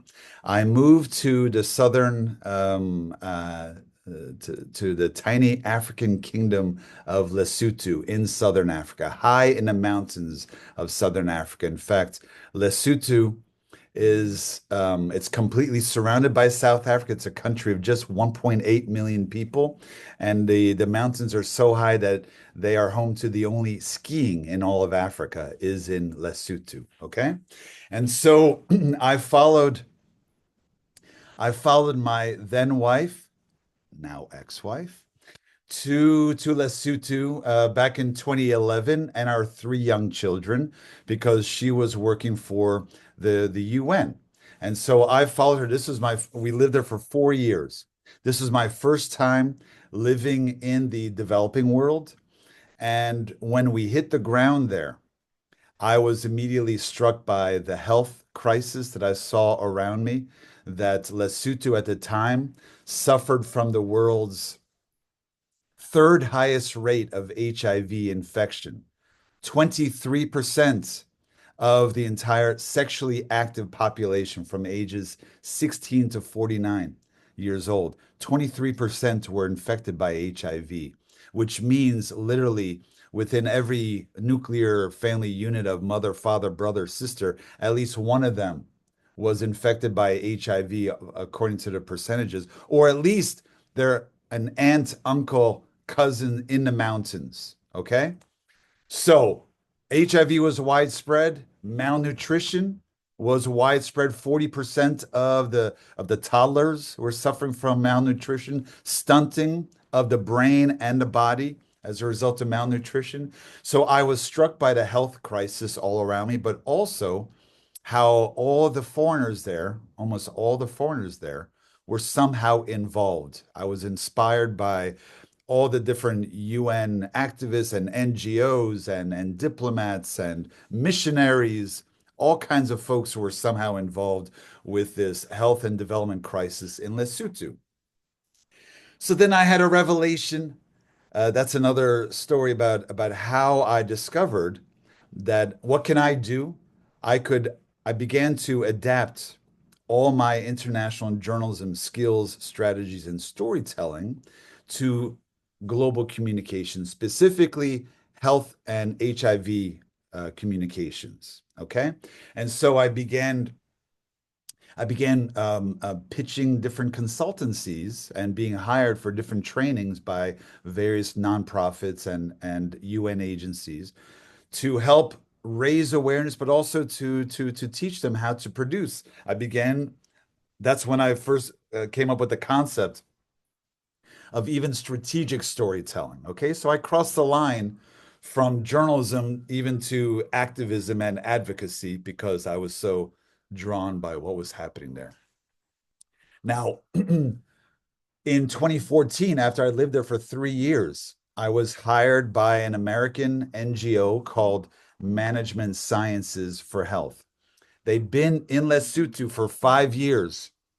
They had a major grant from the US government through USAID, which has now been destroyed, unfortunately, but I could see the impact of foreign aid on the ground because, by the way, I should mention that that the country was poor enough and the people were in such a dire situation that they were dependent, utterly dependent for all those HIV victims who were reliant on the free medication provided by the international community. The free antiretrovirals were keeping people alive.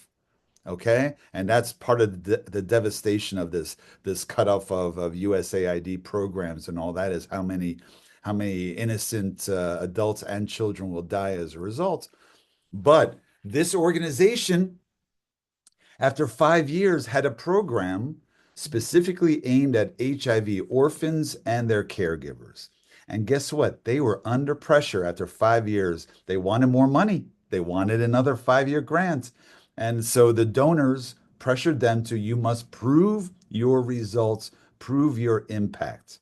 And so they hired me I took two 1-week trips into the mountains, okay? Into villages like this one that I just, wrong direction. Into villages like this, okay? I actually took that photo. People were living in very humble, modest 19th century ways. If you can see the homes there, I've produced a photo essay on it. These were homes built of stone with cow manure holding it together, okay? With thatch, long grass roofs, okay? No electricity. The only light in these villages was from the campfires. And once the cooking was done and the campfire went out, then the village was dark. Okay, so people were living in in undeveloped regions, okay, very undeveloped, even where health clinics were a challenge. Not every village had a health clinic. People had to go by horse, by donkey, up and over mountain peaks to nearby health clinics. Okay, that's how dire it was. Anyway, they hired me to interview and photograph 24 of their beneficiaries. Okay, so over a 2 week period, I took two 1 week trips and interviewed women like this. Okay, I took this photo of her and I interviewed her. And I want to share her story as one example because then from this experience, I learned how to reveal and spotlight impact. Okay, so here I was interviewing her actually through an interpreter because then she was speaking in Sesotho, which is the language of the Basotho people. I learned a little bit, but anyway, this was a serious interview, so I would ask the question in English. It was being translated, and as she was responding, then I was also taking nice photos of her home, that sort of thing. Okay, this woman already had 3 children, 3 healthy children. She herself then became infected by HIV by her husband. Okay. Her husband was working in the mines of South Africa. He became infected. Typically, usually, I didn't ask her how he became infected, but typically by having unprotected sex with HIV positive prostitutes, that sort of thing. He brought it back home. He infected his wife. Okay. So she's HIV positive. And she said, the story is that she said, we love our 3 children, and my husband and I wanted a 4th child, but we did not want to give birth to an HIV positive baby. Okay.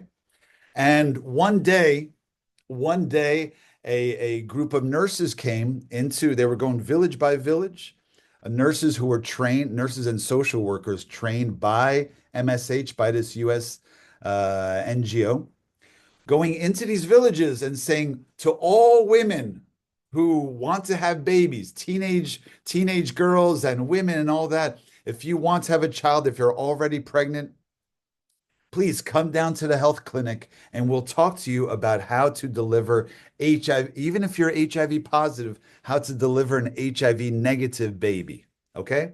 This woman, now these are very conservative, tradition minded villages and society where they have their own what they call witch doctor. Okay. Their own traditional healers who advise them on certain herbs and other natural ingredients to take to prevent this, to prevent that. Some work, some are are harmful because if they have cancer, then they're relying on local healers, which doesn't work, of course. But anyway, this woman faced a choice. Okay, she could have ignored these foreigners coming into her land, okay, and saying, come down to our Western ways of medicine and we will help you. She could have said, no, no, no, I trust our healers, our witch doctors here. Okay, she could have ignored. Instead, she responded, there's that knock on the door, come on down.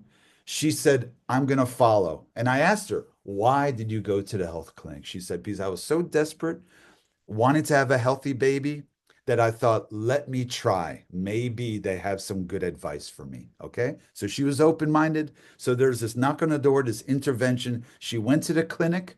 They said, if you're on the antiretrovirals, the ARTs, the meds right now, okay, and you come for checkups once a month during your pregnancy, we will monitor and to ensure that you're able to deliver an HIV negative baby. She believed, she trusted, she went there every month. So now the intervention leads to an impact. Okay, month by month she goes, she learns, she takes the proper steps, and lo and behold, she gave birth to an HIV negative baby. Okay? Now, I told these stories and photographed 24 of these beneficiaries, and then they were published in an ebook. Okay? This ebook, Voices from the Mountains of Lesotho. All right?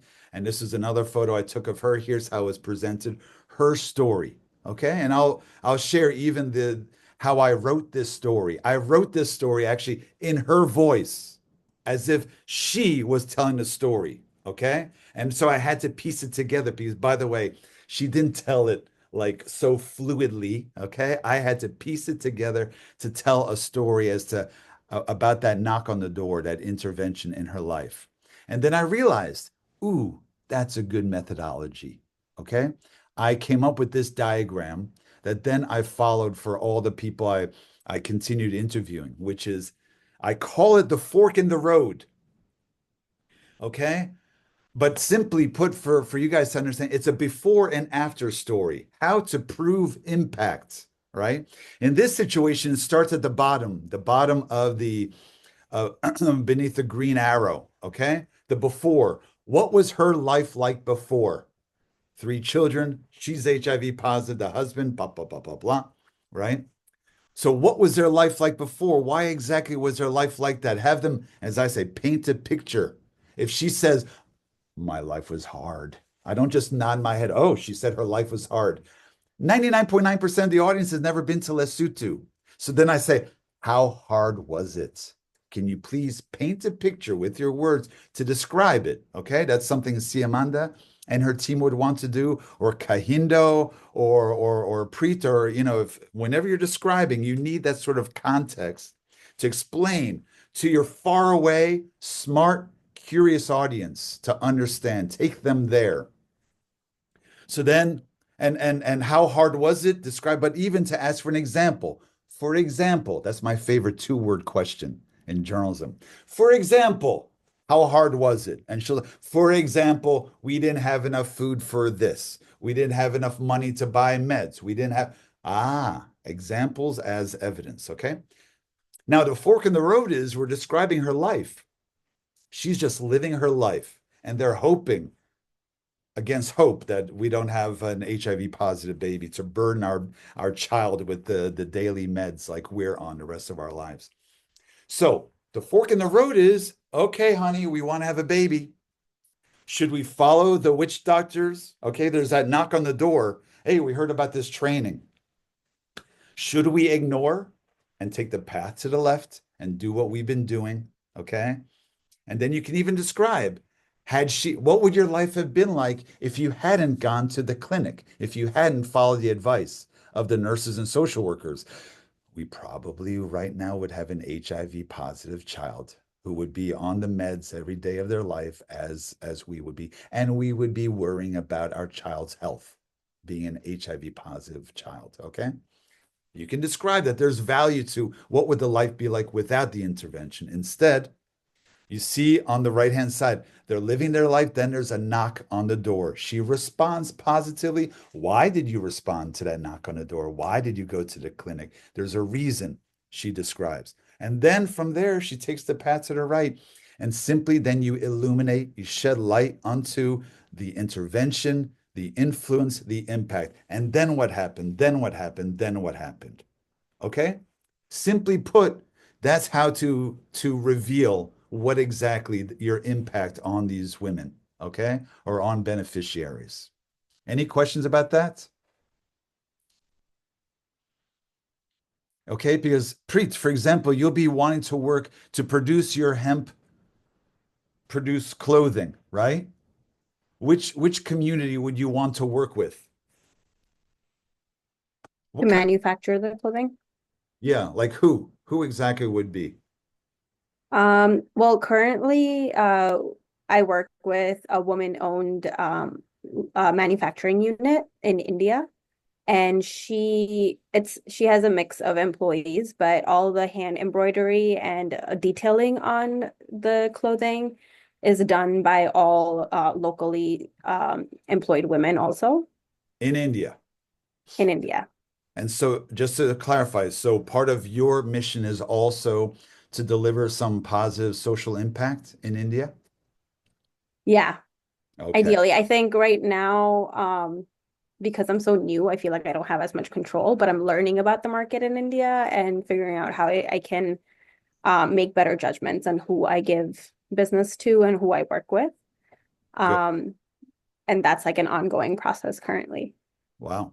So they, your partners must also provide evidence that they are truly doing good, right? And Yeah. not bullshitting, okay? Not bluffing. Yeah. And I think that's a big hurdle for I guess Tulua and for me because it's hard in India to get evidence because everything's just word of mouth. You just have to trust people. They just say, and everyone's really great at talking and selling you things. And you have to be like, okay, but can you do it or do you actually do it? Yeah, Um, and there's no like hard proof. They'll just be like, yeah, yeah, we employ like so and so people from so and wherever village and this and that.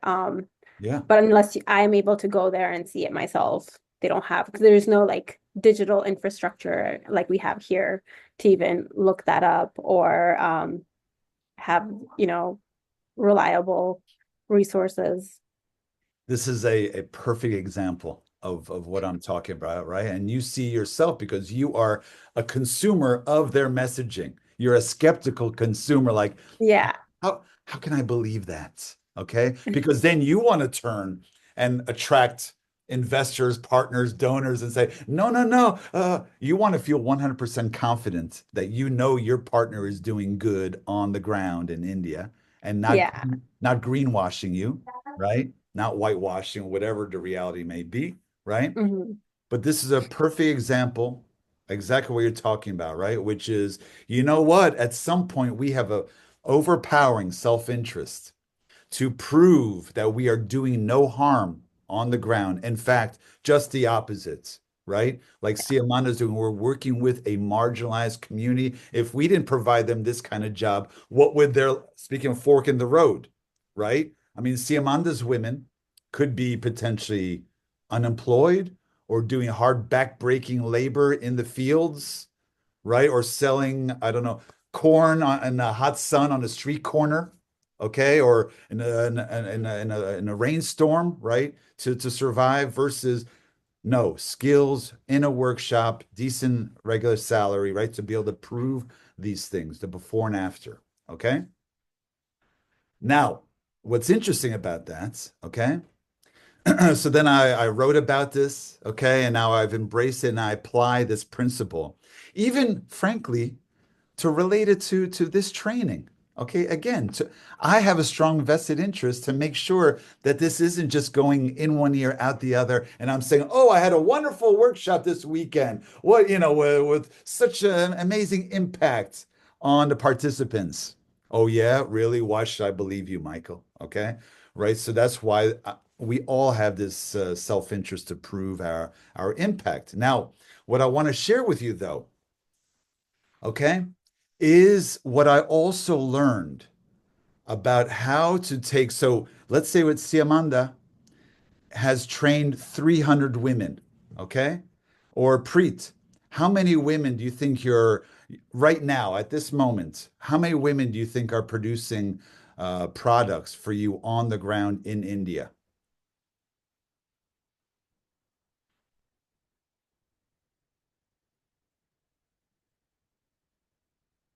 I can't hear you. Oh, Yeah, go sorry. ahead. It's okay. Um, I think I would say like currently because we're doing a second round of sampling, so it's a Uh-huh. low amount of work being done. Yeah. I would say including the owner of the manufacturing unit and the designer that they have, it would be about 6 Okay. women. Yeah. Okay. Okay. Now, one thing I've learned, but I can imagine your operation will be successful and you'll be expanding. Okay, right? Let me just ask you one more thing. I'm curious. Right now, when you have a plan for 1 year, 3, 5 years, do you have an upscaling, a plan to upscale and expand? where you Mhm. hope to be? Like how many women would you then be employing after a year, 2 years, Um, 3 years? so the manufacturing unit itself has a cap or like capacity limit of I think 20 it's I think 25 women Okay. for like handwork things. The employees are generally the count is bigger, but I think she said the all the handwork she said only women do. Good. And that's what she wants to go with. So I think the maximum it would ever be would be 25. Good. Okay. So Yeah. this is what I want to explain to you. Okay. That for with Siamanda with her 300 women, you with your, let's say, 25 women. Okay. There's a difference between telling a story of one person. Okay. What I'm advising you, Preet, to do, it's not that you may be thinking, oh, one day am I going to have to tell 25 stories? Will Siamanda have to tell 300 stories to prove her impact? Right? That's a lot of work. That's a lot of effort. No, here's a little trick. I mean, I call it trick, but it's legit, okay? Which is how to tell a few stories as a way to open a window onto an entire operation, entire project or initiative, okay? If you look at again, I learned this from journalism. I couldn't just write simple features. I was producing trend stories for newspapers and magazines. I was opening a window onto entire countries, but sometimes even entire regions. I would say, here's a story on post-communist Central and Eastern Europe, 10 countries at once. So I would include evidence, research, examples from across the region. I learned how to do that even from my home in my pajamas, okay? So with this, on the left-hand side, you see that oval. I call that a simple feature, okay? You focus on one of your women in India or Siamanda, one of her women in Kenya, starts with a focus on one person or issue, then sticks that same focus throughout. No broader context, just here's a story of Mary, okay? And look how I've positively impacted Mary. Now, there's value to that, okay, right? But if you look at the story, the story structure on the right-hand side, okay, you can start small with Mary's story, but then you think about Mary. Mary is one of 300 in Kenya, one of 25. You're identifying not just that Mary has a unique story. Yes, we're all unique in our own way. We're all special in our own way. Mom and dad told us so, okay? But in this situation, we're recognizing that what does Mary actually symbolize? What does she represent? And the question I ask is, and for you to ask, yes, Mary's unique, okay, but in what is she completely unique, one of a kind, or is she part of a broader trend or pattern? Okay, let's say Siamanda might say, actually, yes, one woman, Mary, is one of 300 largely marginalized, poorer, most of them or many of them HIV widows. Okay, one of 300. There are certain commonalities, okay, that you can connect the dots among the 300, even though each person is unique. You can also say, like, what does she represent or symbolize? Okay, so then looking at the diagram, you start small with Mary's story, but then you identify what she symbolizes and you connect dots to that bigger picture. So then it opens up to the broader context of the bigger picture. Okay? So then you can say, that you describe Mary. Mary used to be, used to live like XYZ, but then she learned about this opportunity with Preet's workshop in XYZ, India, right? She was then equipped with these skills or employed this way, that way, right? And now she's able to do ABC for her family, let's say, right? For her community. And then the simple journalistic storytelling hook is, but she's not alone. She's one of 25 who have received such training, such skills, or she's one of 25 working for that operation, or Siamanda's case, she's one of 300. Okay. So then you're able to identify what makes her unique, but also what makes her part of a broader pattern or trend.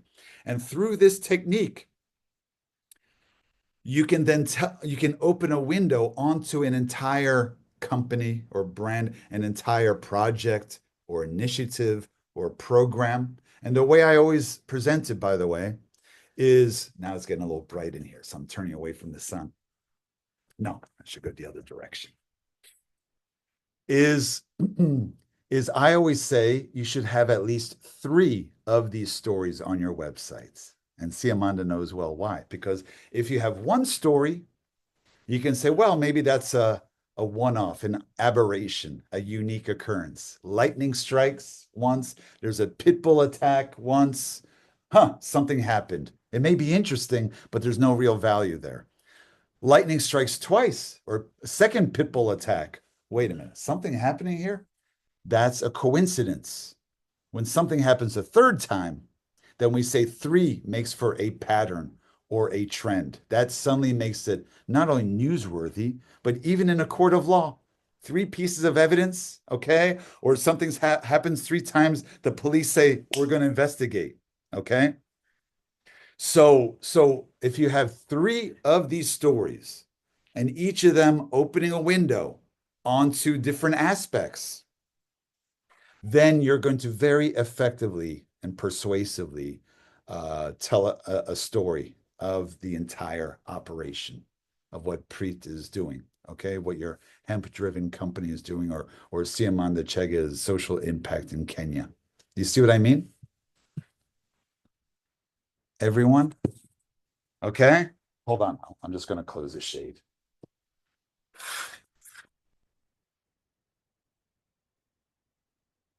Hold on, please. Okay. Any questions about that? Okay, I want to give one more quick example, and then I'm going to turn the focus back to you guys, okay? I'm also global communications advisor to a Nigerian women's NGO called Tech Her Africa, okay? And and so I learned more about the work that they do, and they provide in rural Nigeria, which, by the way, is a country that matters. It's Africa's largest economy, I believe, largest population. Okay, so what happens in Nigeria matters. Okay, and so this organization, the founder of this organization, realized the need that she herself had been very fortunate to receive scholarships and opportunities for trainings and higher education, all that. She went back to her hometown in Nigeria and saw that rural, remote, poor women did not receive such benefits, such advantages, okay? And instead, we're out in the hot sun, maybe selling cassava or whatever it may be, okay? And she attracted support, where then now she provides, and her organization, Tech Her Africa, provides trainings, twofold, digital training and financial literacy training, so that a woman, a Nigerian woman selling some fruit and produce, who before was just selling them out on the street corner, picking it and selling it on the street corner, now, thanks to their training, can now go onto Facebook and find clients, customers across Nigeria. Okay. And now this humble woman, rather than just putting the cash in her pocket, now also, because of their financial literacy course, now knows how to create a bank account and manage her operation. So she's now online, right? Digital savvy, thanks to training. And now she's building her business. Okay. So that's what I learned about what Tech Her Africa does, but they had no evidence. Okay. And again, I'm looking at the about us. Nice words, lovely words, but no evidence. Okay. But at the same time, guess what? They're looking for more support. Okay. Partners, donors, that sort of thing. Help us continue doing what we're doing. But why should I believe that you're doing what you're doing? Okay. So then oh my gosh, that's silly. I put up the wrong. Hold on just 1 second. Hold on. Then I came across their website. Oh, Hold on. Minor technical difficulty. Tech Her Africa and our impact. Okay, hold on. I'm sharing screen.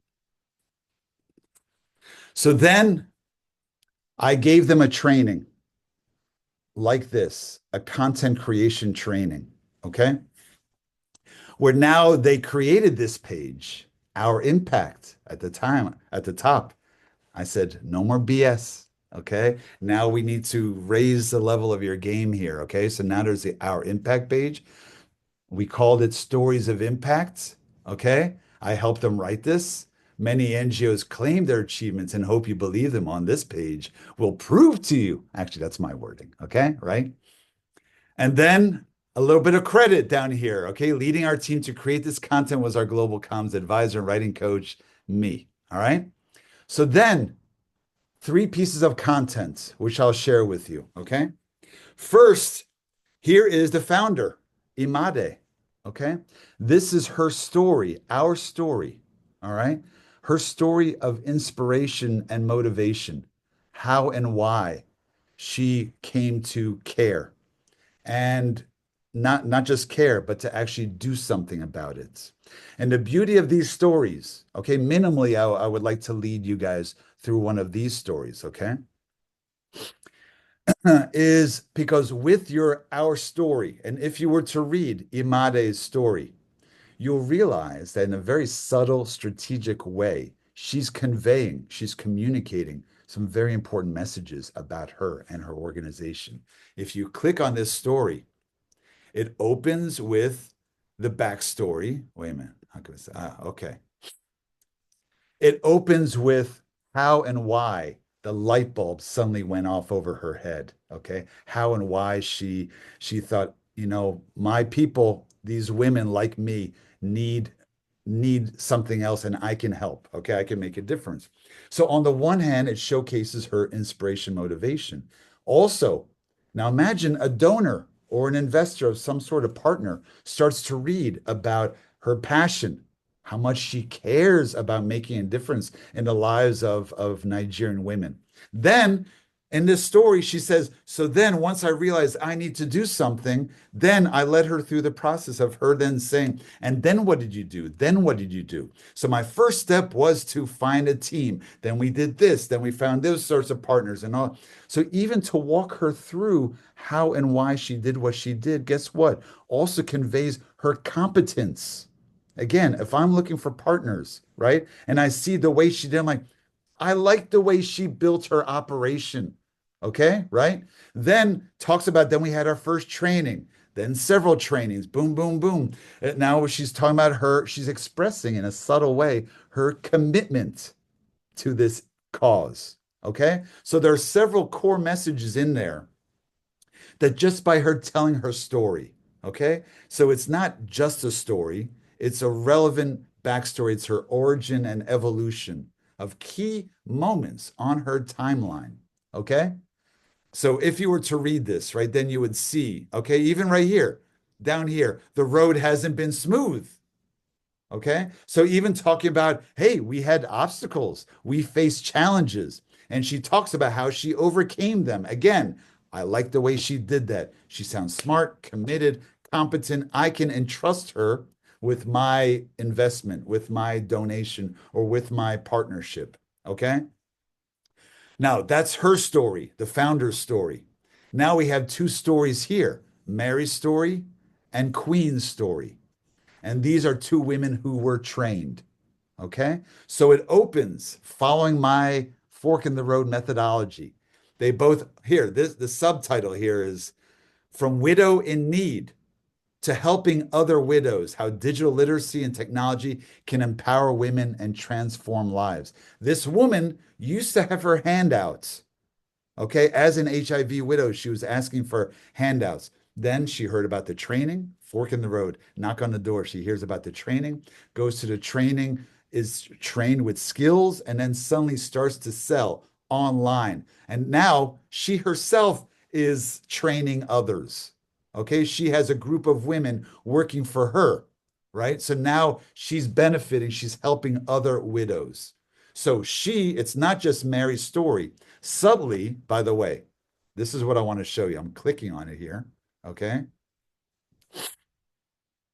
In there, where is it? Here. Here, look. Here, down here. So it's not just Mary's story. She joined 150 other women. Okay. And in this paragraph, Mary is one of more than 100,000 women whom Tech Her Africa has identified. So now it's opening up here. And then this sentence, I don't know, can you see down here? To that end, can you see my cursor? I don't know. To that end, Tech Her Africa has so far trained more than 4,000 women. So Mary's story is opening a window onto the 4,000 women they've trained. You see what I mean? That's the trick. Okay. And Queen's story is doing something similar. Okay. Breaking the cycle, rewriting a future with digital skills and financial access. Again, Queen's life was a struggle. You describe. Then the knock on the door. Then we can document. And again, in that story, where is it?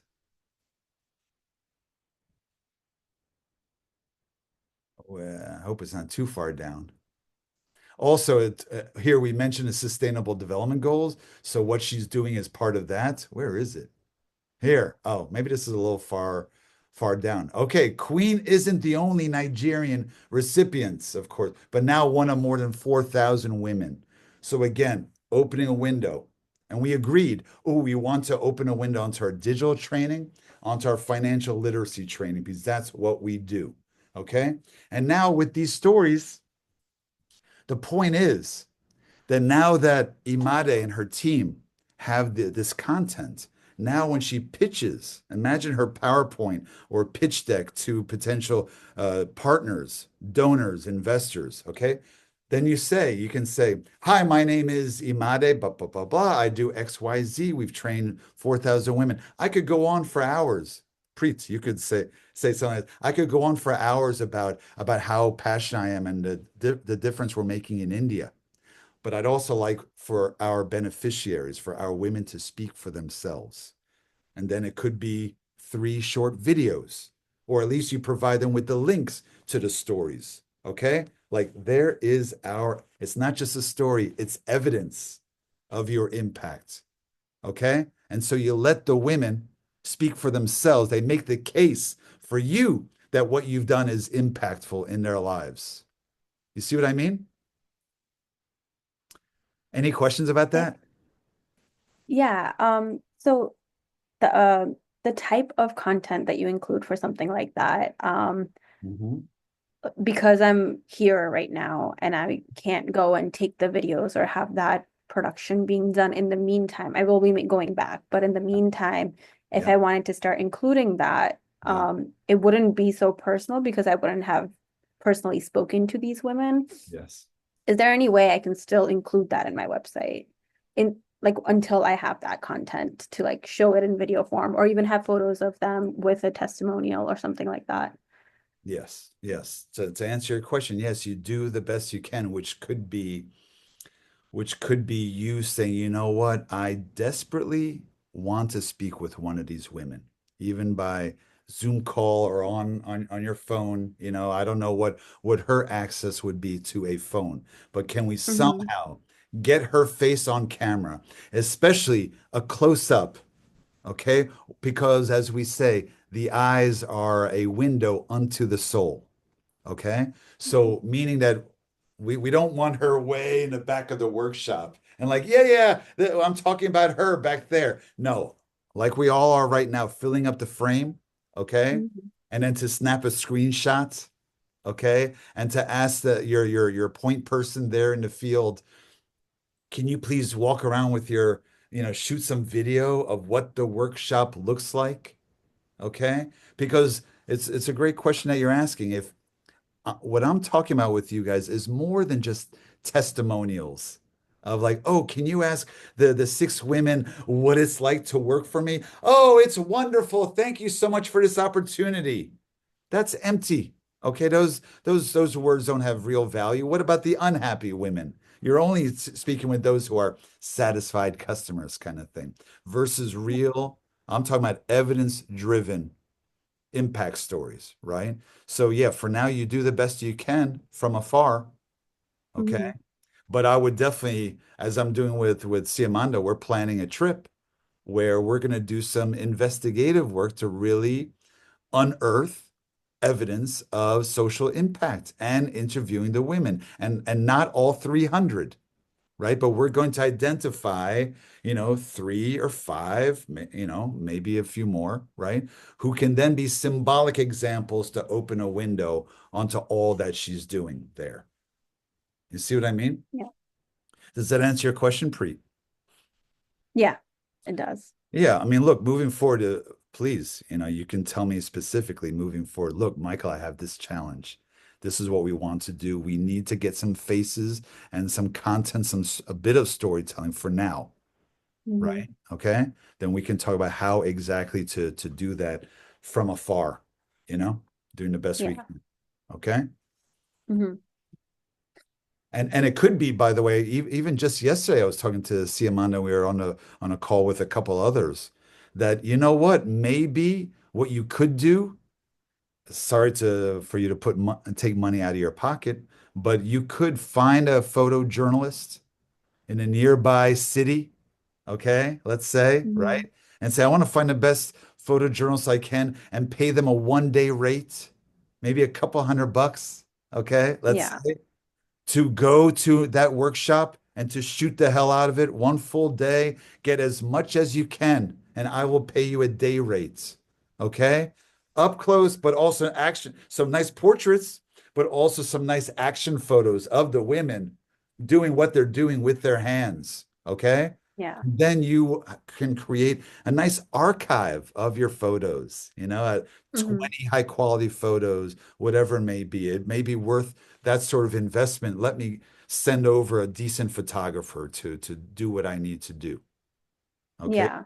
to get the Because content. I do have a I mean, not marketing, like a video photo Uh-huh. content creating team that's there, or a company that I work with. Yes. Um, and I was thinking that I could just ask them. I've spoken to them about doing that also. Yeah.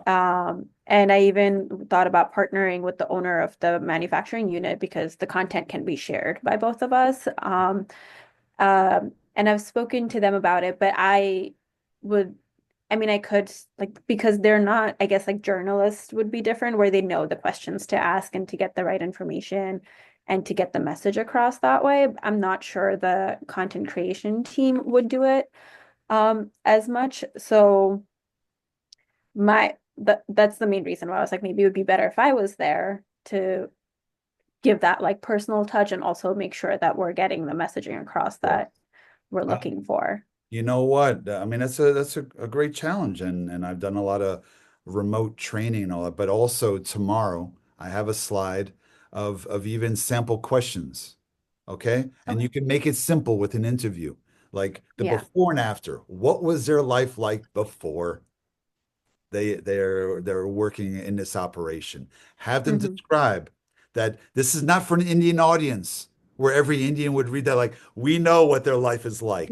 No, no, no. This is for an international audience. Smart, Right. curious, but non-expert on India, right? So can you please describe how hard your life is, how hard it is for such women to find decent, dignified work, let's say. Okay, right? And Yeah. then how did they hear about the job? And why did they decide to come forward for that job? And how has it been since?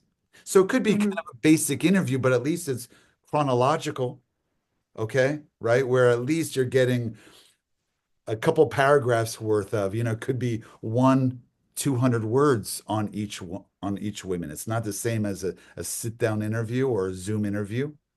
Okay, Hmm. right? But you're getting a rough outline of their story because at least for you to recognize the value, I need to squeeze some relevant content out of these beneficiaries. Okay? Yeah.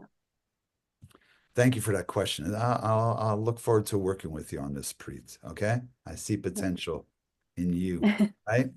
So back to the any other questions, by the way? I'm good. How's our young journalist doing? Flora, what do you think? Wow, I'm good. And I think, Michael, you're so encouraging. Well, Yeah. it's easy for me to say, get out of your apartment, go, go, go, do something, create some content. Well, I do feel strongly, and you know what? This isn't rocket science, okay? That's why I often say is that some people may say, I'm not a good writer, I'm not a good storyteller, this and that. It's like, you know what? All I can give you the toolkit, okay? All I need is for you to be smart enough, able to follow instructions, right? But to have the desire to, I see the need, I feel the need, I want to be able to do this, okay? Because even if you then, Preet, even if you then hire a comms team to do this, they need your buy-in. You're at the top of the operation. So if you feel, hey, this is important, go do this, right? Versus having to persuade your boss who may not be on board, at least you see the importance, the value, okay?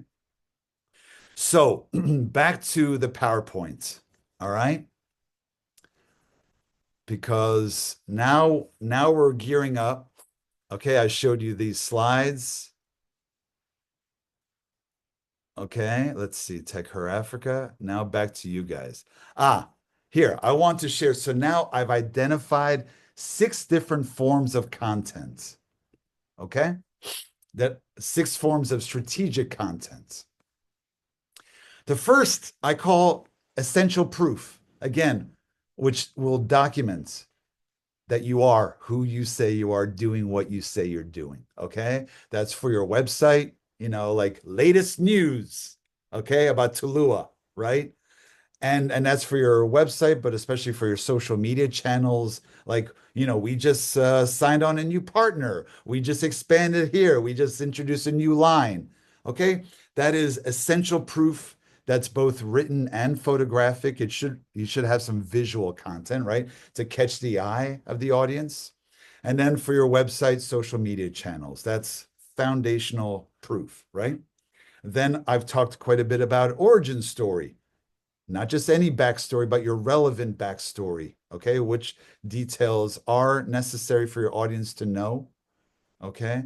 Where your journey begins, right? And how it led up to today. And again, it expresses your inspiration, passion, values, dedication, competence. It conveys a lot of messages about you, right? I've talked about impact story.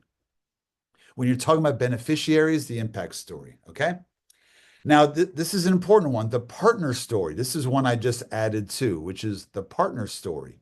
Okay. When you recognize, hey, we're looking for partnership, right? But they don't know me.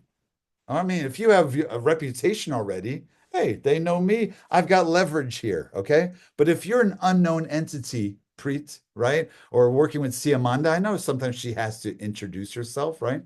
There or Brita as well. With the partner story, it's aimed at proving trustworthiness to, well, as I always say,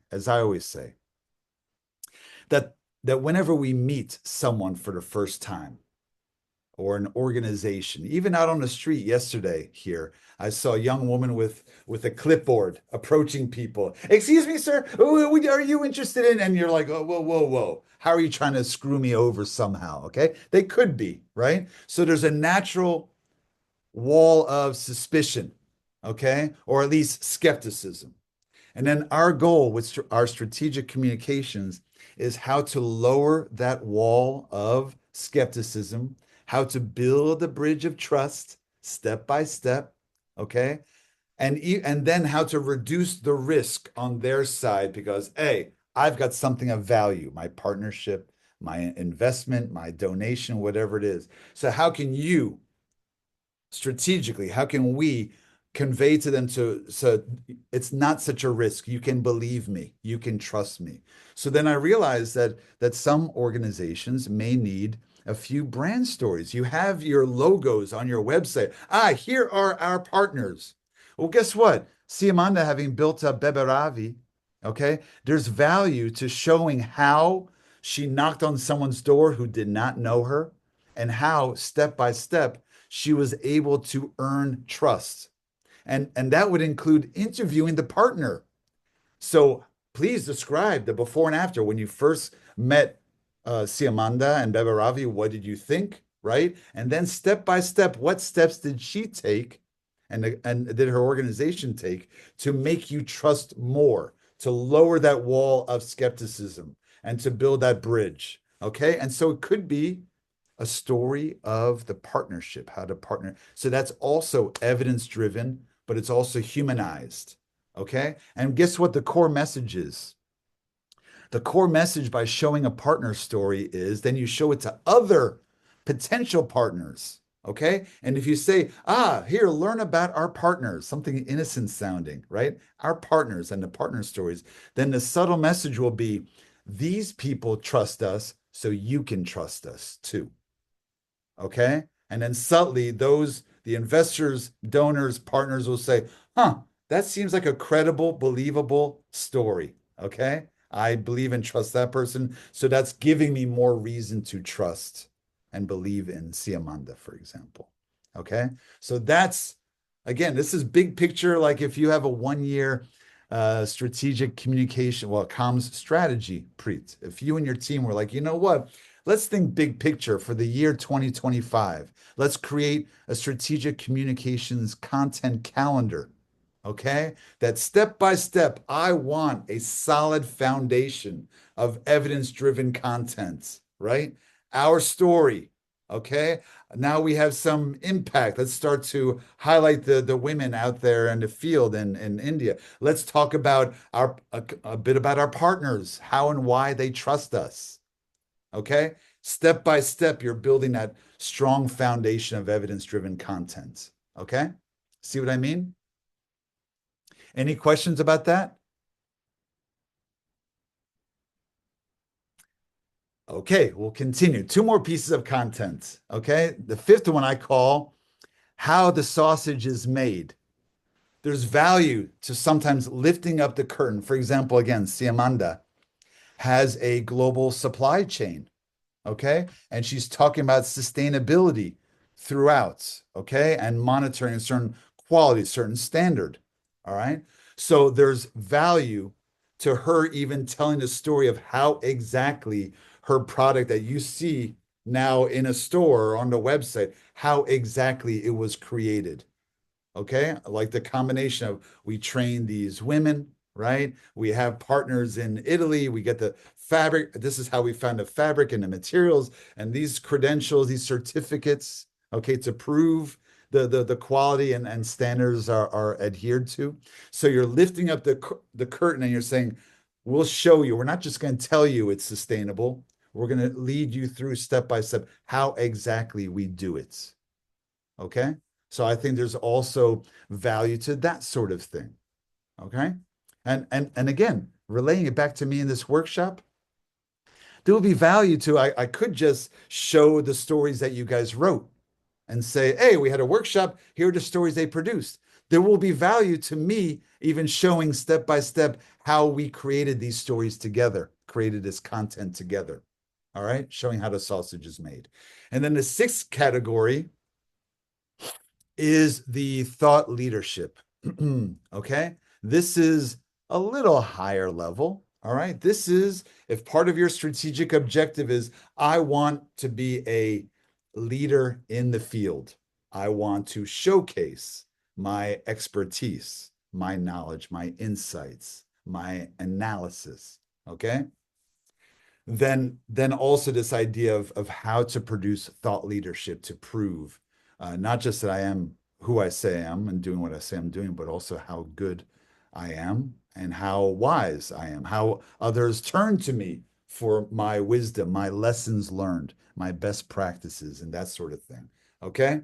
So of course there's value to proving and developing yourself as a thought leader. If you say, I also want to be invited to events, to panel discussions, to be a keynote speaker or what conferences, right?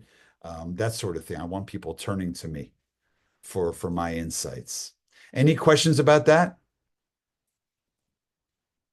I guess we lost Anna. Something happened. This is like Game of Survivor, one by one. You're being voted off the island somehow. Anna had to leave, she said. Did she? Okay. Yeah, yeah. I think she'll Well, be back tomorrow. Okay, but we're recording, so at least we have that. Okay. Yeah. Now, moving along, okay? So any questions about this sort of content? I'd like to create with each of you at least one of those pieces of one of those 6 pieces of strategic content. Okay? And so I think we're about to discuss, let me see. Oh, by the way, one last thing. One last thing. One last thing, and I promise I'll turn to you, okay? I also came up with this notion of, Charles Darwin was the British biologist from the 19th century who was exploring the origins and evolution of species. Okay. And I call this Darwinian storytelling, meaning that for any serious-minded topic, an issue, a situation, okay, a challenge, then I believe that behind every situation or issue, there's an origin and evolution. Where does the story begin? Okay. And the classic example I give is, again, I was living in Beijing at a time in 2015, from 2015 to 2020. But early on, the pollution was terrible. Okay. The air sometimes yellow, even brown, wearing masks. My kids' schools would sometimes cancel class saying, everyone stay home. Okay. Because the air is dangerous, as as Flora knows, right?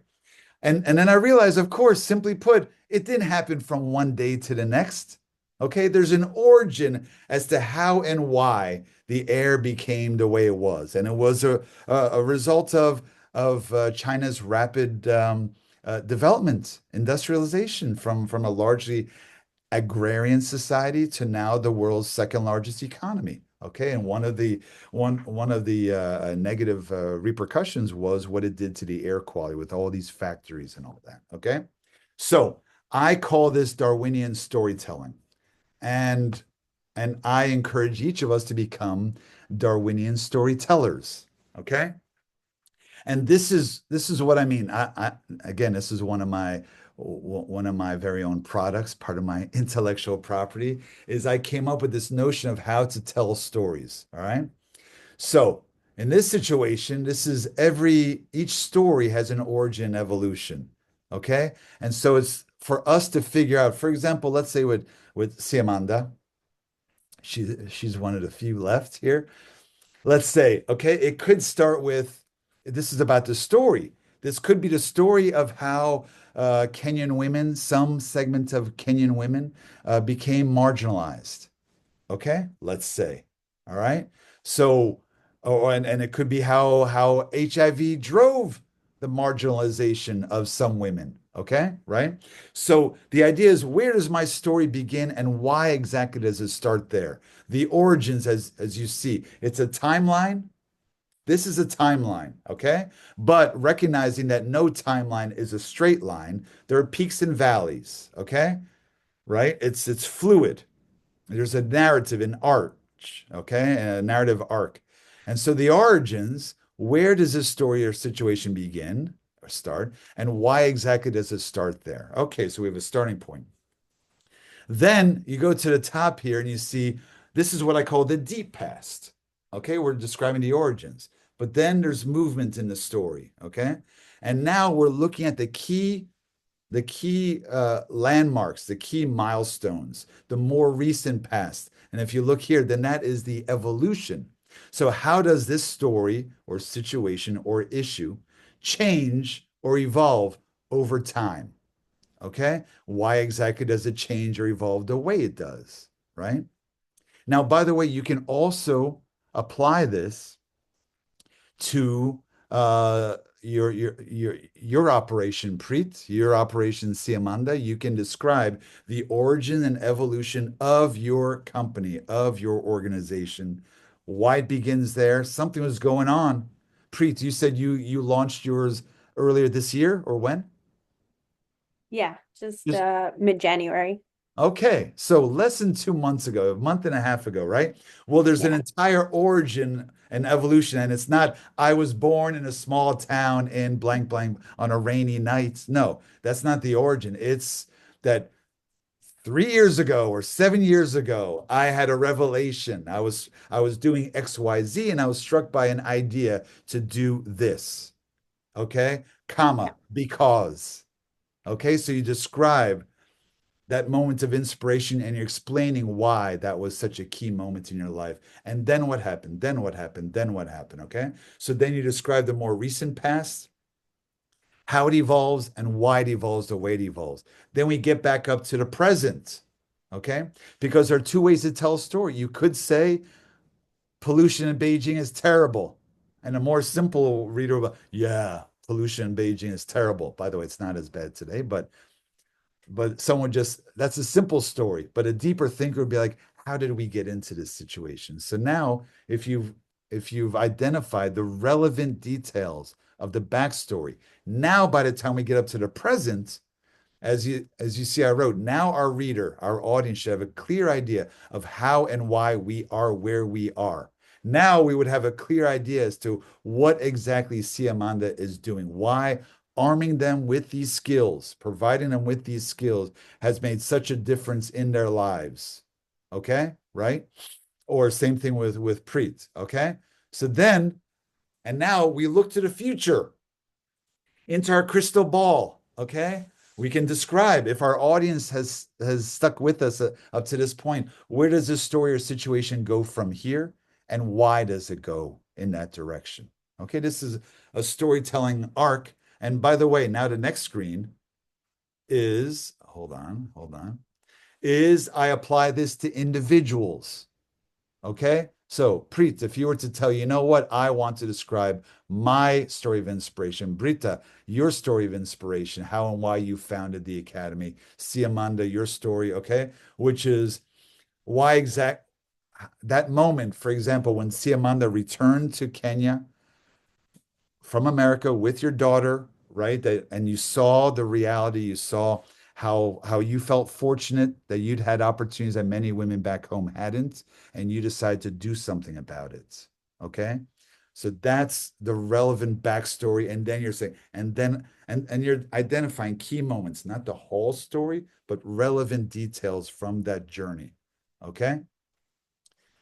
And that's something that Kahindo, you heard at the beginning today, like, hey, I've got a story. I got to learn how to tell the key milestones and most relevant details to my audience. First, thinking through who exactly my audience is, what would they want to hear, and why would they want to hear it, that sort of thing. Okay, so how about now we pause. Any questions about the Darwinian storytelling?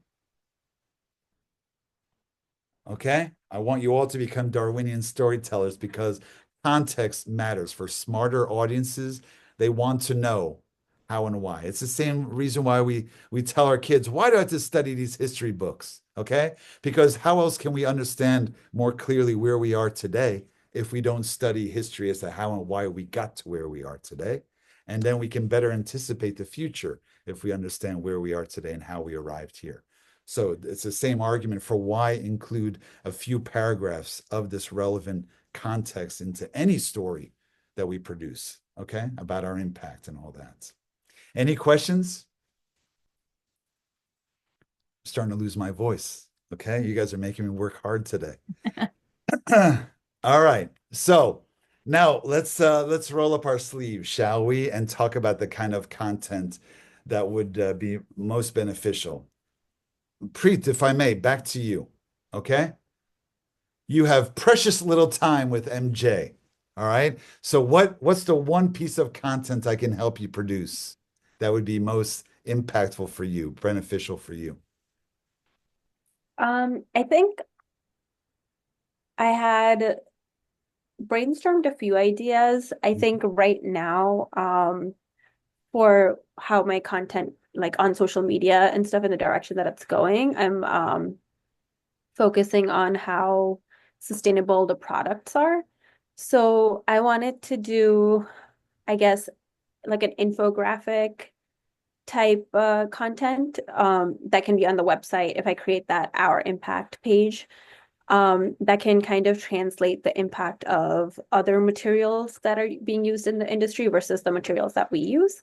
So whether it's like fossil fuel usage, water usage, any resources, and how beneficial using linen or hemp is versus the other items. And within that, because I want to keep it transparent, there are some of the items have a lyocell as a part of the blend in the fabric, and I would like to include the impact of that also. Mm. So I've been doing some research on average usage of like water, um, other like harvest times and how renewable each resource is and things like that. So I wanted to create that into kind of like a very comprehensive infographic with text. Um, so if someone doesn't want to read the whole article or blog post that I'm going to put on my page, they can still get an idea of this versus that. And that can also be used on my Instagram or LinkedIn or anything like that. Good. That sounds great. I would say I would turn it around. I'd say I would want a story supported by the graphic, not the graphic with text, Okay. but the story of and to me, this sounds like of the 6 categories of content, this sounds like how the sausage is made. Okay. Mm-hmm. But also combined with a bit of your story of inspiration, even that detail, the idea, imagine for the rest of you, okay? If you're looking for products and you want all you want is to find products you can trust, okay? That are honest and doing everything they can to minimize any harm on others. And now you learn that Preet is actually spending hours researching the best possible route to do this. That might, if you were a donor or an investor, that might touch your heart in terms of she cares, she's committed, okay? She truly wants to produce that. Hey, she's even idealistic, okay? I want to support someone like that, okay? So I think those are relevant details to mention as part of the context. So I can visualize, and right now, just to check, you don't have any content related to the process? I have a general understanding content, like why is hemp beneficial for the environment and why is linen beneficial for the environment. I have that kind of content. And then I have one blog post generally speaking about the fast fashion industry, Right. but Okay. not like a very encompassing Right. content. All encompassing.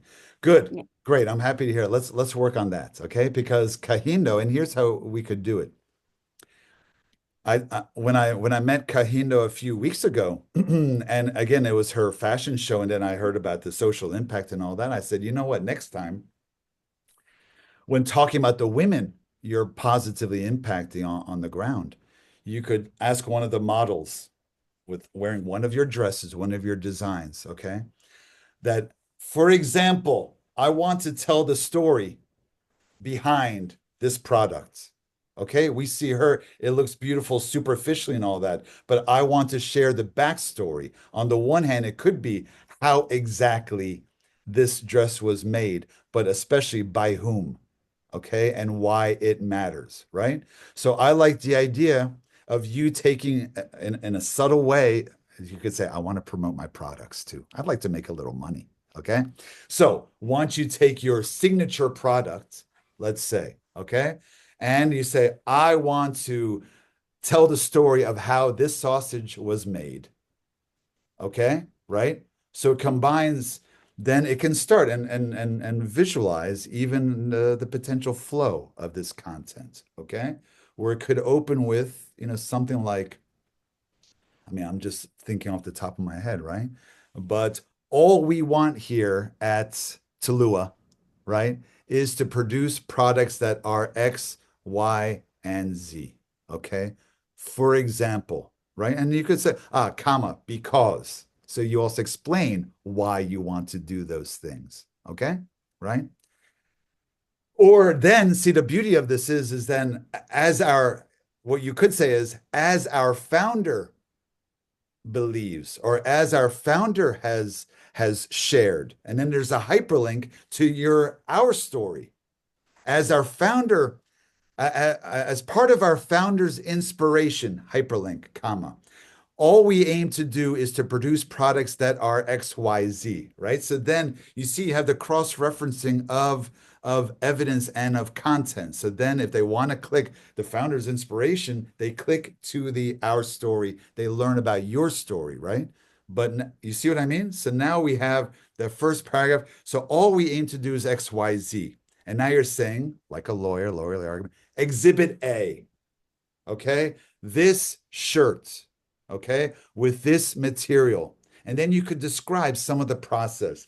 We have spent hours, days researching, and you could even describe some of the research. We research what is the best way to find this kind of product or this kind of, I mean, I'm not a fashion expert, okay? But I want you to bring to life the effort that you invested, that your company has invested into trying to be as conscious, right? As minimizing the harm as possible. And so I think there's value to you sharing some of the details. And so almost think about it like a chronological timeline, the origin and the Darwinian backstory of this product. Okay. And maybe it would look nice to have someone wearing the product. Okay, to humanize, right? So, okay, now I can visualize because maybe in a subtle way, and again, I'm just thinking on the top of my head, maybe then someone sees that like, wow, that looks great on her. I would love to have that piece because I especially like that wow, look at all the thought and effort that went into creating that piece. I want to support someone like that, a company like that, right? By the way, do you have tags on your clothes like with some of this backstory? Um, I do have tags. There isn't a backstory. I think there's like a little bit of information about the fabric and the care and Yeah. stuff on it. Because there's also a part of the brand where I'm trying to like humanize almost the clothing items. So there it's kind of like the clothing item is speaking to you, is Mhm. telling you a story of its journey and how it likes to be taken care of. Mhm. Um, so that's what the tag actually includes. And I include in every package that I ship, I include a little pamphlet that has handwritten, well, the whole thing is printed out, but I handwrite the name. Each product has a name. So you Wow. feel like, oh, like it's the product is actually speaking to you. Like, hey, like one of the names is like the Avika top. So, hello, this is Avika. I am blah, blah, blah, blah, blah. So that's like a little cute addition to it. So I Yeah, do have that that's that's sweet. included in there. Yeah. See, you may have noticed, by the way, this crowd, they are your target audience. And guess what? They all smiled when you say handwritten notes, okay? Yeah. Which means there's value to next time you tell one of your partners, hey, take out your phone, record me writing a notes, okay? And explaining. With every item, we attach a note explaining the story of who they are, who create, and all that. Okay, Mhm. that's more than just touching the heart or eliciting a tear. Okay, Yeah. that's hey, I like her. I like this company. I like what they're doing. Okay, Mhm. there's value to that. All right, and that goes Yeah. on your social media. That's a nice 1 minute little clip, right? Right, Bree? Hmm. You could imagine that. Absolutely, to watch you handwriting and inserting and all. By the way, one thing Siamanda is going to be doing, speaking of personalized tags, because there may become a time, hopefully, when your business is so successful, you don't have time to handwrite notes, right? Yeah. But that Siamanda eventually, I believe, will have a QR code, right? Which is, hey, scan here to learn the backstory of who made it and how she made it, kind of thing. Okay. I'm going to throw in a comment on that is Yeah. when I was in New York for New York Fashion Week in February, I went to a digital fashion event and they have the digital passport was one of the topics that they covered, and it's for small businesses to large businesses. They charge based on, I think, number of inventory items or styles, and it's just that it's the QR code Mm. that you put on there for every single garment, and a customer can scan it. It tells who made it, anything that you want to include, the person, the material, where the material came from. So it's become very accessible for small brands to use that now. So I can share that information. I'm sure there's more than one company that does it, but this was a specific one that did a presentation I attended, and it was really exciting because they're open to working with, teeny tiny organizations to full on brands. So it's accessible to startups and smaller brands like Preet. So I think there's a lot of opportunity that you could get that incorporated, within the year or next year. So very doable. So, Preet, here's your homework for tomorrow, Mhm. which is in preparation for tomorrow. Would you please sketch out the Darwinian journey? Okay, just like a timeline of the how and why, explaining, then we did this, then we do that, then we, again, for that, if you're saying that, you know what, I want to create that because that'll be, it's a piece of evidence, right? But it's also a piece of, so it's evidence driven, but it's also some humanizing content, okay? Right? That will also convey that you care, right? Which is an Right. important core message as well. Okay, that will touch the heart. I love that idea. By the way, I don't want to say I have all the ideas. Anyone else? We're a team now. We're brainstorming for each other. Anyone else have any other ideas for Preet in terms of that piece of content? And I think that tells in such a great way her personal story. So as a consumer, even when I met you, Preet, at Berkeley, and you came up Mhm. and started talking about what you were doing, like immediately I got excited because I love hearing those kind of stories. So I think telling your story from your idea, going through that Darwinian kind of storyline to me would be really appealing and exciting as a consumer. And Yeah. then as you write it, I will help you pick and choose which details are more relevant or less relevant. Okay? Because then you may think you may feel pressure to, oh, there was also this, there was also that, that sort of thing, right?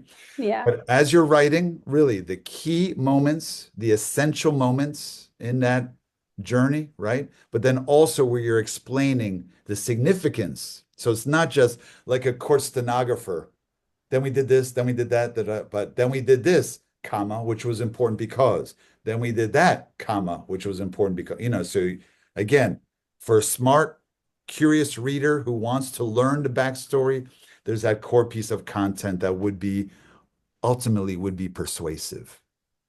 Okay, that'd be really Yeah. cool. All right.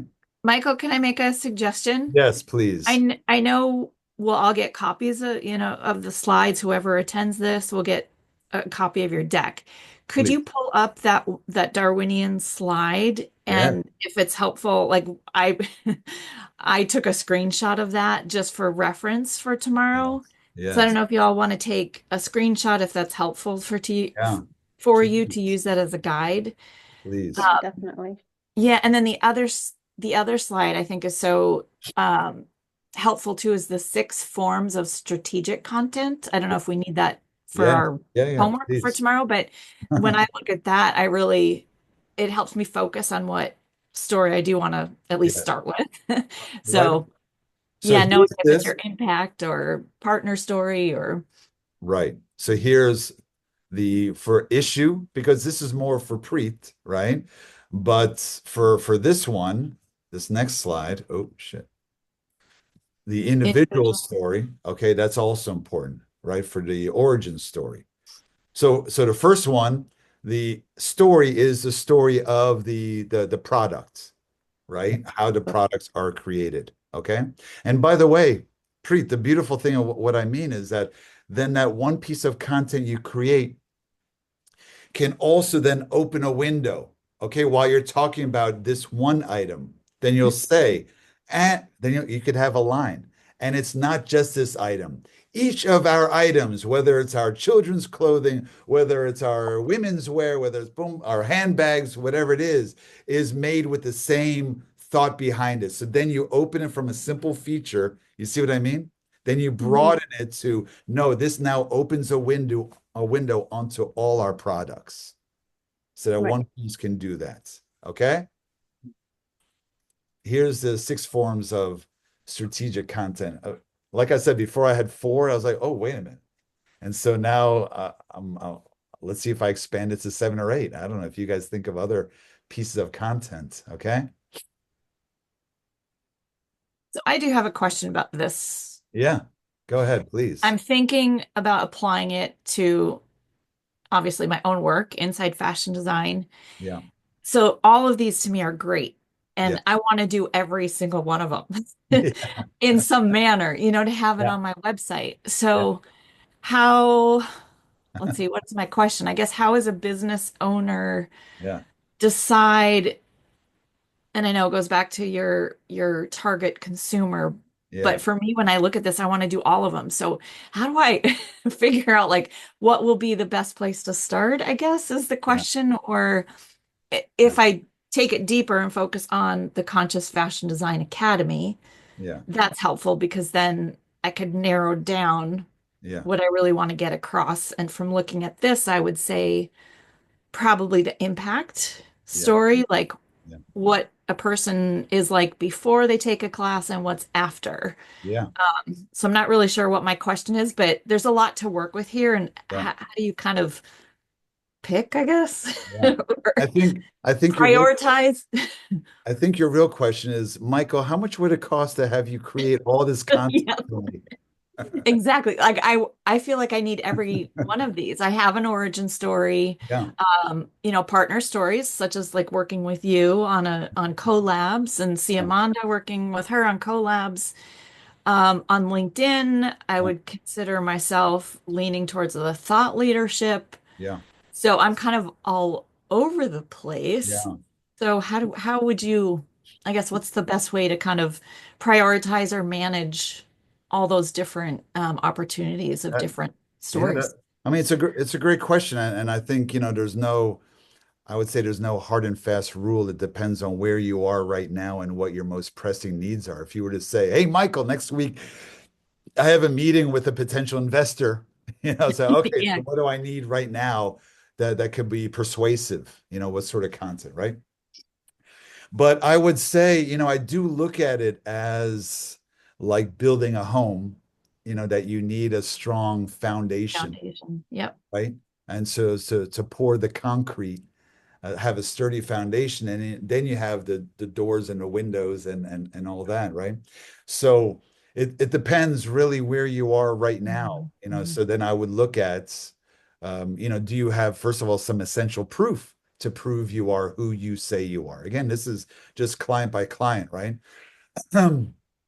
I would say the origin story is not so as essential, maybe, because you're also maybe selling yourself, and you could have some, I don't know. It is really tough to say. Like right now, as we're listening to Preet, you know, I I didn't even ask a follow-up question, which is, why does that feel most urgent to you, most pressing Mm. to you? And it could be, oh, I've gotten, will she be joining us again? I hope that we only lost her briefly. That it could be that she says, people keep asking, yeah, but how do I know you're really using those materials? Right. So, Mm. it could be, I need something out there, almost like an FAQ, frequently asked question. Maybe that's how I would say to you, Brita, based on the feedback you get. Yeah, we're reaching out for more partners and they're just not trusting us, let's say, right? Or Siamanda could say, yeah, I have potential investors who are dubious. Really? They keep saying, really? Are you truly impacting those women? How do we know? All right, I need some impact stories to Mm. prove that.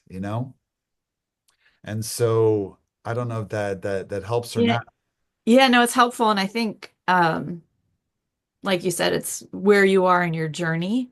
Yeah. And any one of these could be used at any time. Yes. And so I think, yeah, for me, I know now like which I think would be most important and that I would prioritize. But I like the idea of having these available Yeah. and kind of defined as the purpose of the story is really helpful because I can do behind the scenes how the sausage was made. I Yeah. can do, impact stories of different designers and their impact. So as a blog, um, online platform that includes blogs, these are great guidance for different stories that I can tell. Yeah. Then I- for me personally, as the business, I can prioritize which one makes most sense where I am in the business right now. So I love the slide, and it really gave me a lot of ideas for, oh, I want to work on those, and I want to work on this, and I want to tell that story and this yeah. story. And so that this slide was very helpful and really got my brain going. So with ideas. So I'm happy to hear that, of course, but also for you to visualize, Brita, and for everyone else, that origin story. Once you bang that out, once you have that, that could be there in perpetuity, Mhm. forever, indefinitely, because that is my foundational origins and inspiration, right? Yeah, Of that doesn't course, change. you can Yeah. update, right? The last part where I am today and moving forward, right? But Mhm. then that lasts for a while. Those impact stories, the partner stories can also last on your website for 2, 3 years, as foundational. And then you're building on top of that. Oh, we need some fresh impact stories, some fresh partner stories, but that goes on top of that sturdy foundation, right? And if thought leadership is something that's important, then I would say then maybe one fresh piece a month of me expressing that I have something to say about some new trend, some new report, some new policy, whatever it is, I got something to say, but I also want to develop a certain express my voice with some regularity kind of thing, to really emerge. Yeah. Or Preet may say, hey, we only established ourselves a month and a half ago. And so we need some essential proof. Mhm. I didn't even mention this, but now, since it's recording with Siamanda, that one thing I've done with her is I've actually, as her global communications advisor, I've helped write 5 or 6 LinkedIn posts, okay, in different aspects of the work that she does as foundational proving, but she did something with Goldman Sachs, which is also kind of a partner story ish, right? So key strategic bits of content that by the way, with her, each time we wrote, see Amanda, and you can attest to this, each time we wrote something together, I would say, all right, let's think through who's our target audience, who's going to be reading this, what do we want to say, what are our core messages? This one is about Siamanda working with marginalized women in New York City.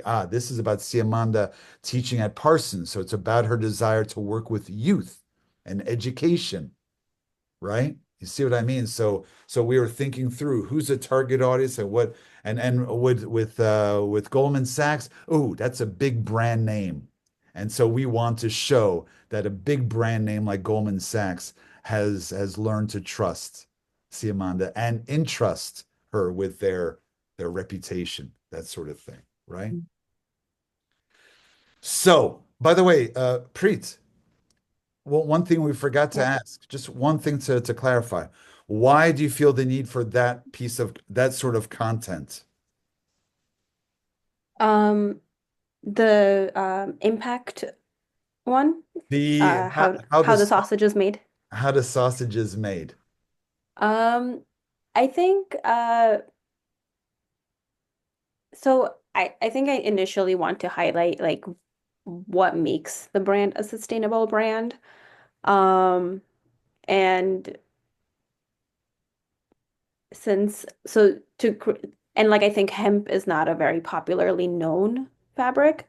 So I feel it important that people know what it is and why it's beneficial and what are the benefits of it for personal use and for the planet. Mm, Um, so I thought that would be like I think that ladder diagram that you had where it was like yes. educate, first step is to like educate your audience. I think that's what I'm trying to do right now. Good. Good. Um, so it's more right now it's at a very like superficial level where it's just general things. And then over time hope to like do a deeper dive in the education part. Well, good. You know what I was wondering while we lost you for a couple minutes there is I was wondering, and Brita asked a question, well, how do we decide, let's say, which piece of content we need?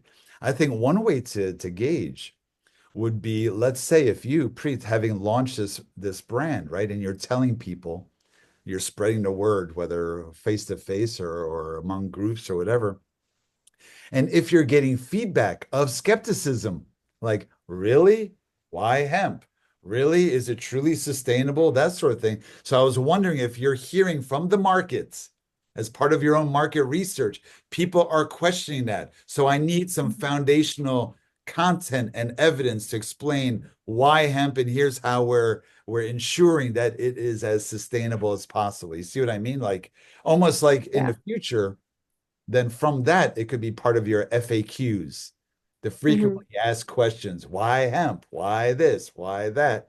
You know? So is that also that you're getting feedback from skeptics? Yeah, mo not skeptics, mostly just unawareness of it because it's Okay. not a very well-known fabric or crop in general. Um, I think it's a very niche fabric or like niche product in any industry, not just fashion. So I think like now it's becoming way more popular, but I don't think it's like known to everyone. Like cotton is very well known. People know what it is. I don't know if they know the impacts of it. Uh-huh. Um, but it's no, like Organic. I've never been like, oh, this t-shirt's made of cotton. They're like, oh, what's cotton? Uh-huh. Uh-huh. Yeah. I mean, that's obviously a great question that people would say, why are you using hemp? Right? Yeah. Right? So why hemp in general? That's one question, but why specifically of all the things you could have chosen, here's why we settled on hemp as our core material, right? Hmm. Now, building off of that, one thing I want, speaking of homework, hold on. There's one more thing I want to show. I got lots to talk about here. Wait. Ah, 4 hyperlink facts. Okay. You know what, Preet, you sound smart, and I'm sure you would want to produce smart content. Okay. Since especially you said you want to inform and educate your audience, or better inform and educate them. Okay. Here's a bit more homework. Okay. I would love for you to include, if you're saying, for example, if you were to say something like, hemp is more and more popular, okay, right? Hemp is increasingly a material that's being used, right? Or bamboo is being increasingly used as blah, blah, blah. You know what? I'm skeptical, right? And I would say, do we know that that's true? How do we know that that's true? So I would say, as part of your homework, but also in your self-interest, you know what? I want them to see us even as a resource for hemp materials. Okay. Like you said, you want to educate. So I would say here, you could, if you read through these, I mean, usually I talk about this with the storytelling. Okay. So for example, for example, with the first part, 4 hyperlink facts. Let's say I mentioned in the Nigerian story that telling Mary's story or Queen's story, right? Then you could say, in fact, according to a recent World Bank report, there are X number of millions of African women, rural, disconnected, or the digital divide of rural African women, right, who are not benefiting from the online world. Let's say, okay? So you're connecting the dots between one person and a bigger picture. Well, you could be here, if you look at number 2, what is the movement? You could say then, hemp is increasingly popular, or it's increasingly a fabric of choice within the fashion industry. And I say, hey, Preet, are you an expert? No, I'm not an expert. I did research. Okay. So then I say, hey, show your research. Then you're going to build trust. So you could hyperlink, find some major report from some credible, believable organization, okay, that explains the virtues of hemp and why more companies are or should be. You see what I mean? And then likewise,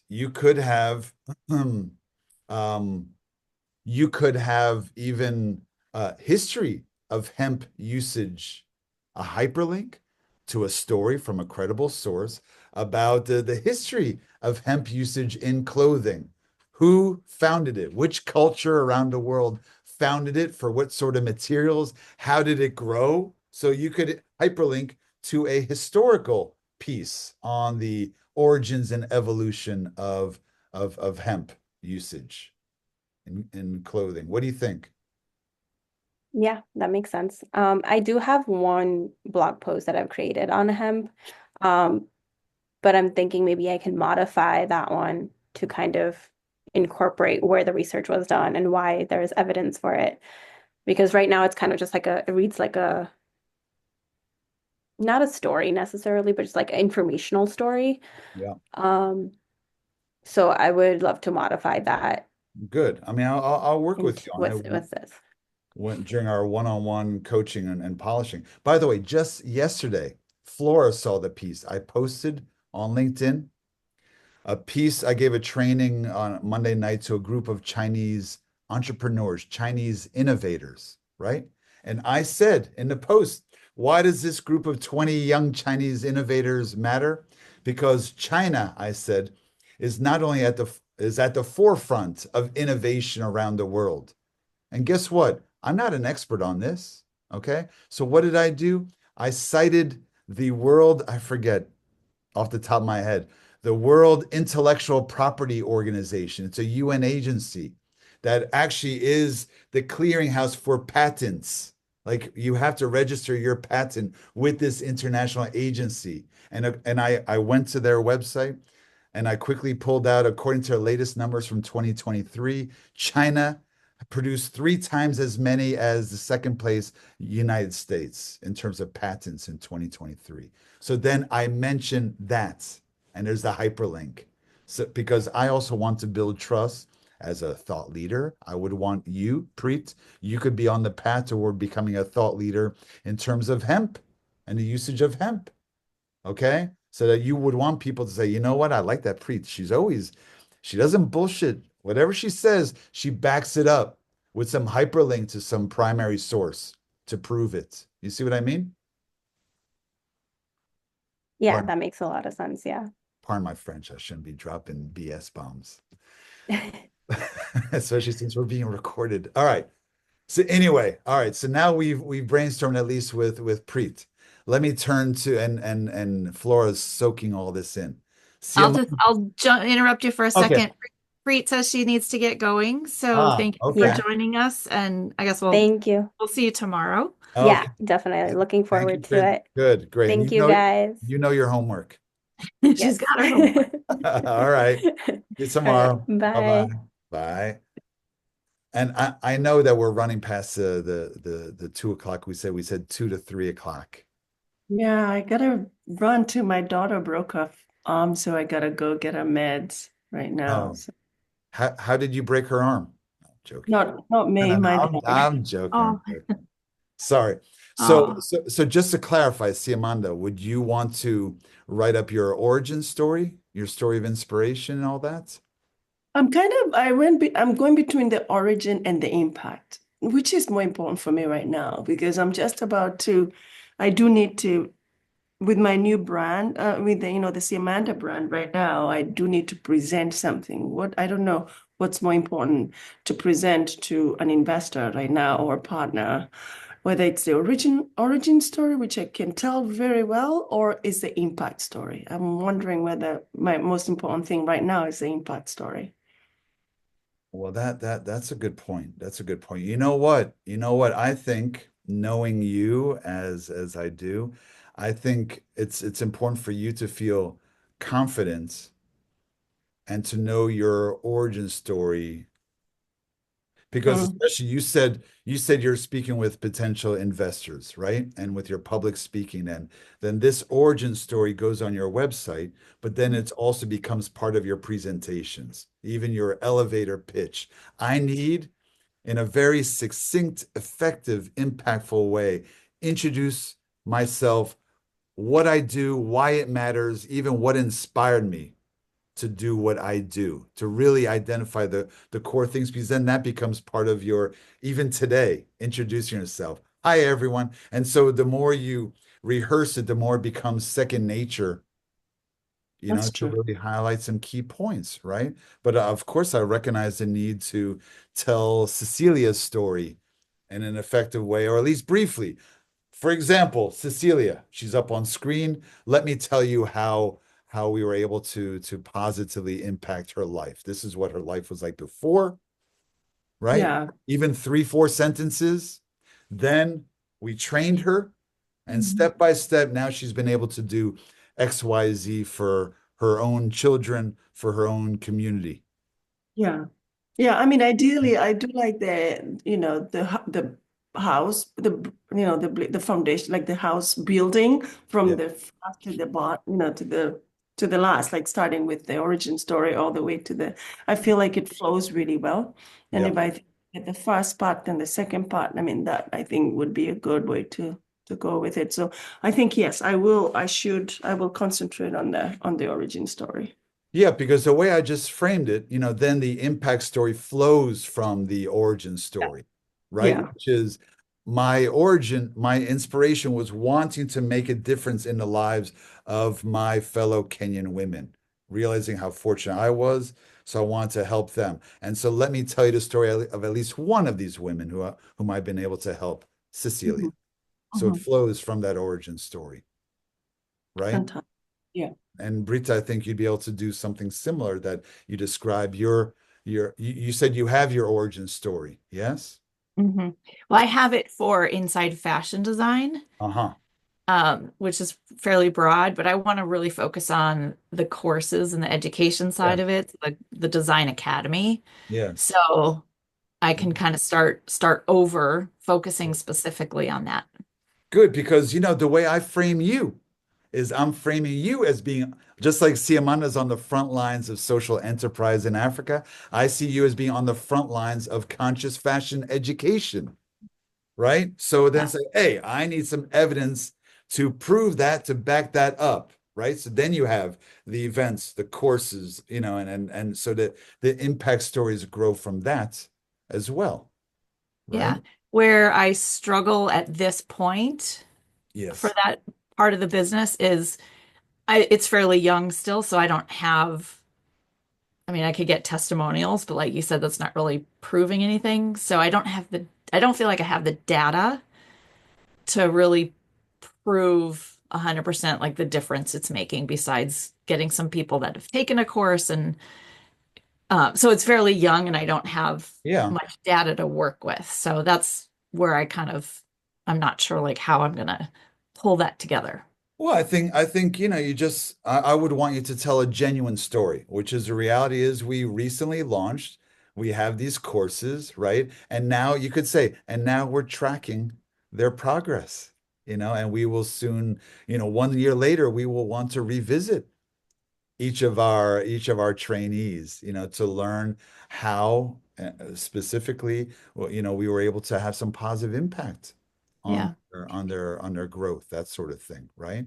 And so you're just laying it out there, just like Preet would say, part of her context, we just launched in January, right? Mhm. And by the way, see, Amanda, one thing I forgot too, a bit of homework for you too. I And I think, what's that?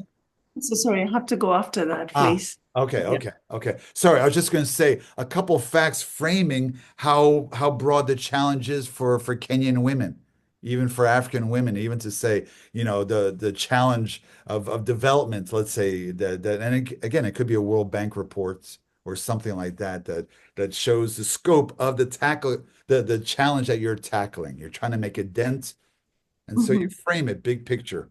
Okay? Yeah. Okay. Thank you Okay. for joining us, Amanda. Okay. See you. Now we're down to three. Yeah. Bye bye. Bye. Bye. So Brita, we have a sense of what you're going to be working on, by the way. Yes.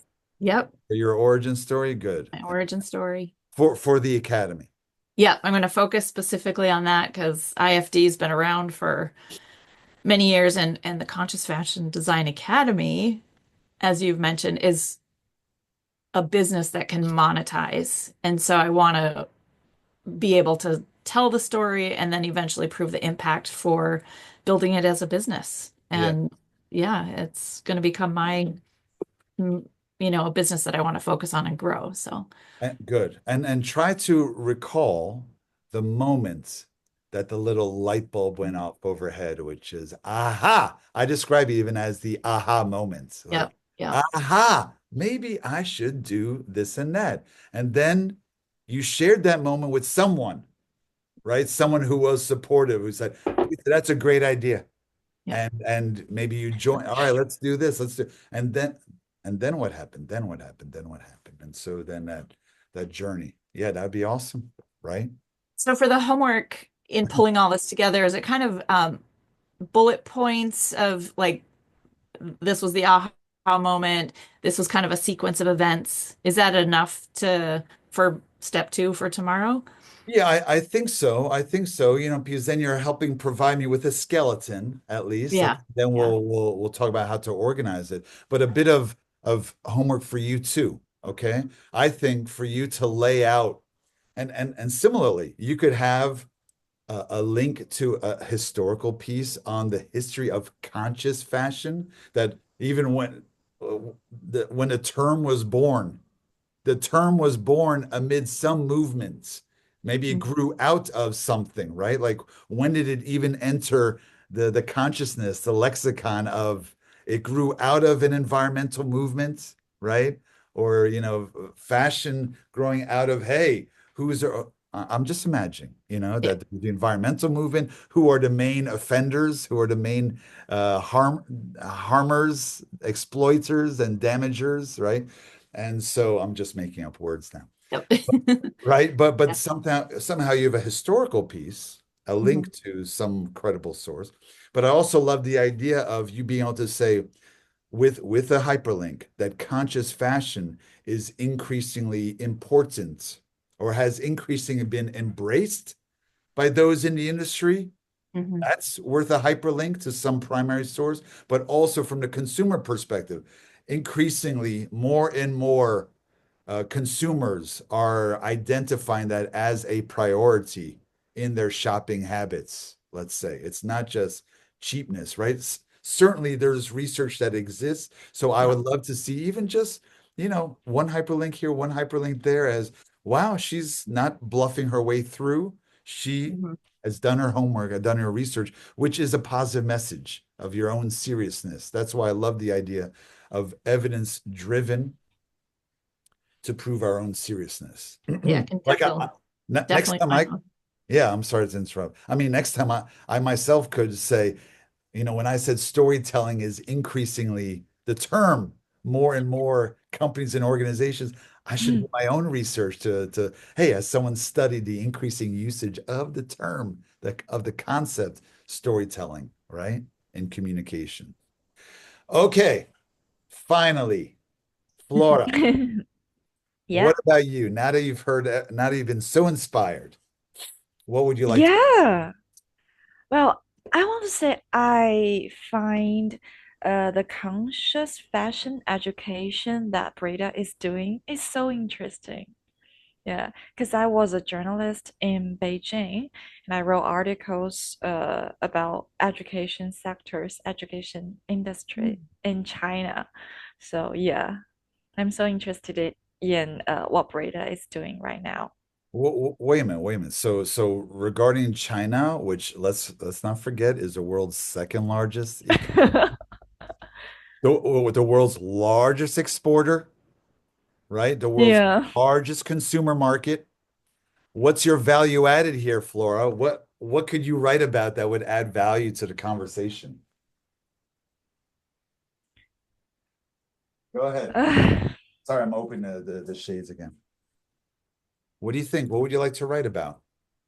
Well, I I do want to write about a topic, Mhm. but I'm not sure if I'm capable of writing it. I think you are. Why? It's Well, not I want to rocket write it science. Why are you not capable? because it's really difficult for me to write some deep things in English. I'm going to coach you through the process. I've seen your Flora, I've seen your English writing. Your English writing is very good. Okay? Oh my God, that are just several simple questions, Michael. No, no, no. I'm the shepherd leading my flock. Okay, you're a member of the flock. Okay. You know what? You know what? Now that you're mentioning the China angle, okay, I Mhm. think I think you could write something that's a combination. Okay. Well, yes, I'm thinking about I want to write a topic about Shein, the brand. You know, Yes. the Shein brand, because it has been recently banned in Sweden, and I Yep. found the whole thing is really interesting. Yeah. All Can I right. interrupt? I'm going to interrupt for a Yeah. second. I just saw, I Yeah. have to go back and look, but I just saw an article about them trying to be sustainable or change their methods. And to your Hmm. point, Michael, like, really, how are they doing that? There was no proof Yeah, I or think there anything. is It was no way. almost like, I don't know if it was a social media No post or something, evidence. but they're taking on new methods because they're so huge and so many people are now questioning them, and so they're trying to change the the perception, Yeah. but Yeah. there's no backing. It's just I don't yeah, like Facebook post or Instagram post, and I mean, like really how are you doing that? So that'd be kind of to me a really interesting to investigate and see are they really changing their methods or what are they doing, and kind of digging into well, that backstory. there's that, but there's also Flora is you're there in Dublin, right? So let's also Yeah. be reasonable about what you can do from your home in your pajamas, as I always say, okay? The convenience of being at home, right? And so I love this idea of combining two different issues, right? I mean, sh Yeah. Sheen, how do you pronounce it, Brita, from our perspective? I think it's Shein. Shein. Does that Yeah. sound right to you? Is that what you hear, Flora? Yeah, Shein. Shein, Shein, Shein. Shein, I okay? wonder if it's she like female, she in. Yeah, I think so. Yeah. Maybe. Yeah. So you are Chinese. Okay, that's part of your value added, right? That I am Yeah. from a country that is a major player in manufacturing, I mean, big picture, the global economy, but specifically manufacturing and Yeah. fashion, right? That the Chinese, my people, okay, are an engine driving this. So you're speaking with some credibility. Who is she? She's Chinese. Okay. So she's talking about her friends, her family, her society. Okay. Right. So you could Mhm. present a really interesting piece about, let's say, on the one hand, first of all, why now? Because now today you've had this great awakening to this issue. Okay. So it could be I'm a young Chinese, okay, who comes from this environment where for fellow young Chinese are crazy about fashion, crazy about clothes, the influencers, right? Like everyone's selling, selling, selling, and buying, buying, buying, right? Okay. Mhm. And also China is a major exporter, world's number one exporter, but now in terms of global fashion, especially fast fashion and all that. And so you could have a couple serious, credible facts, some credible evidence, even of studies done about the Chinese, okay, and their shopping, their consumption, right? But Mhm. also about even studies of do the Chinese care about sustainability, about slow fashion, conscious, ethical, eco-friendly, okay? And I'm sure there are Chinese who do. I can even imagine that it's a growing trend. I would say Flora. Well, yes, maybe a growing trend, but I would say majority of us don't care, I think. Well, you know what? I would say, please back that up with some evidence. I mean, that's okay. Yeah, yeah. That's okay. What's the story is just like many years ago when I was in Beijing 10 years ago, writing about the air pollution is so terrible. Do the Chinese even care? Okay. Now you could say most don't, but guess what? I identified that there were a growing number of Chinese environmental activists, a growing number of Chinese environmental NGOs, nonprofits, okay, which was Mhm. evidence of Chinese, not just Chinese caring, but more and more Chinese caring about environmental protection. So that's a story. If you can identify, according to the research, that Chinese are following even global trends, that more and more people, even though small, maybe, right, Yeah, compared with their Western peers, maybe, okay, you do a bit of research to make it really interesting, right? So it could be yeah, personal that I just was awakened to the need for sustainability and conscious fashion and what it is. You could even personalize and say, I joined a workshop, a training mhm. with with a handful of people on the front lines. Okay. And Yeah, it got, and you make it personal. And it got me thinking about, do I care or not? Yes, I do. It got me thinking about my fellow Chinese. Do they care or not? Right. And of course, as a Chinese, I can't ignore that Shein happens to be, this booming, yeah. but controversial operation. And then you could explain a bit about why it's controversial. And then when you say, Mhm. and now suddenly they're reacting, responding to public demand, right?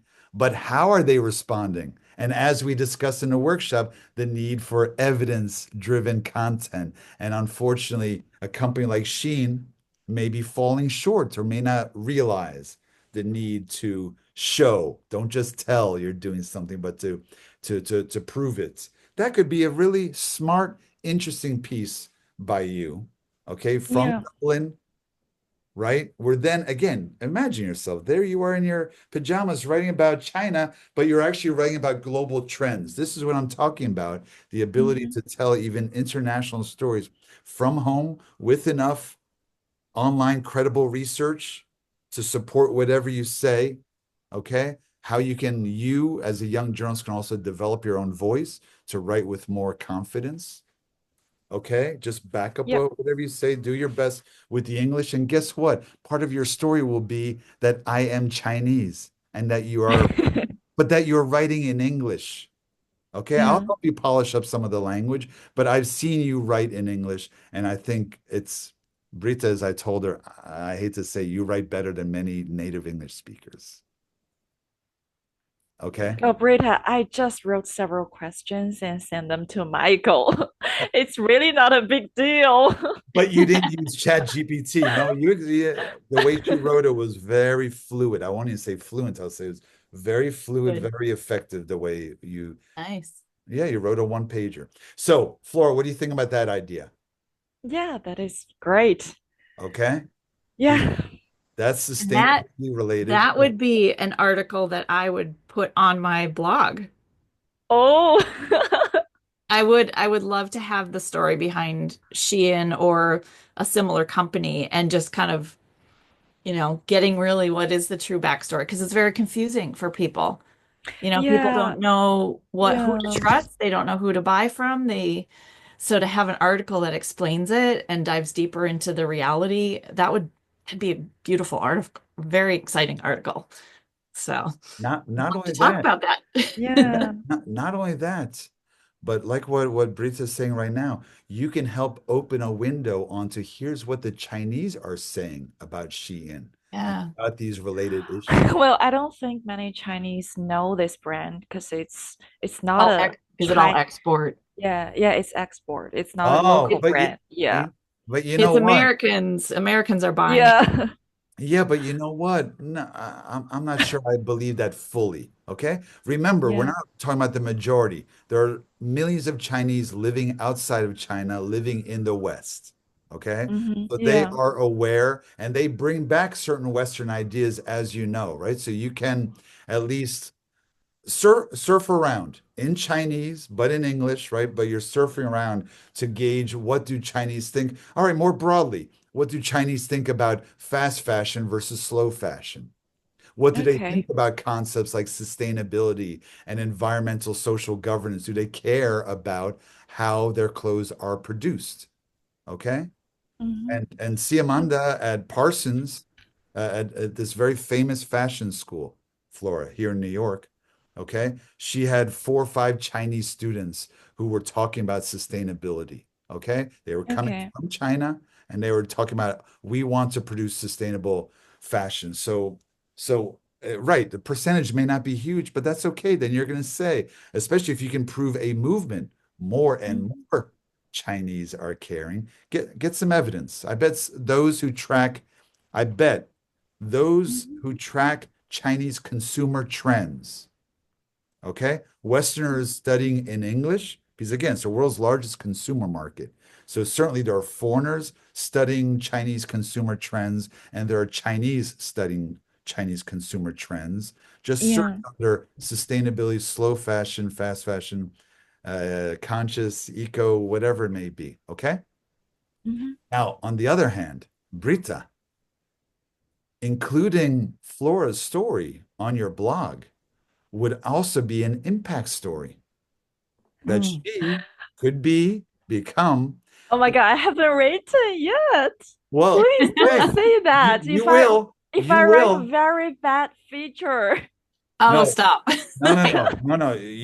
Look, you get me some of this research and you write out some of your thoughts. Just sketch out some of the key points and a bit of Yeah. research, and then I'll help you put it together. I'll help you structure it, okay? So you can write in greater detail. My point is that here you have Brita, who all she wants to do is open minds and influence attitudes and behaviors, right?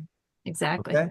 And I'm sure if she felt like, wow, we were able to touch one individual, let's tell the story of one young woman, one young Chinese woman who saw the lights, okay, had an aha moment that, I mean, it's a subtle thing, okay? I'm not saying that she would write an impact story about you, but there's subtle value to including your story on in her blog, in her website, right? And then And and then Flora, once she published it on her blog, you take the link, and that's good for building your portfolio. Yeah. I'm so flattered. I'm so thrilled that my piece was published on the Content Yeah. Design Academy blog, and that builds up your portfolio of English language content. Mm. Yeah. yeah, Flora, you're looking at it from a journalist perspective because that's what you are and that's what you want Yeah. to be. But the rest of us that are attending this class and the others that were here earlier, like none of us are writers. I write plenty of blog stories, but it's really based on research I've pulled or I'm featuring a designer and I just kind of share their story. And so I think you're being hard on yourself because you're thinking from a journal, from a real journalistic point of view.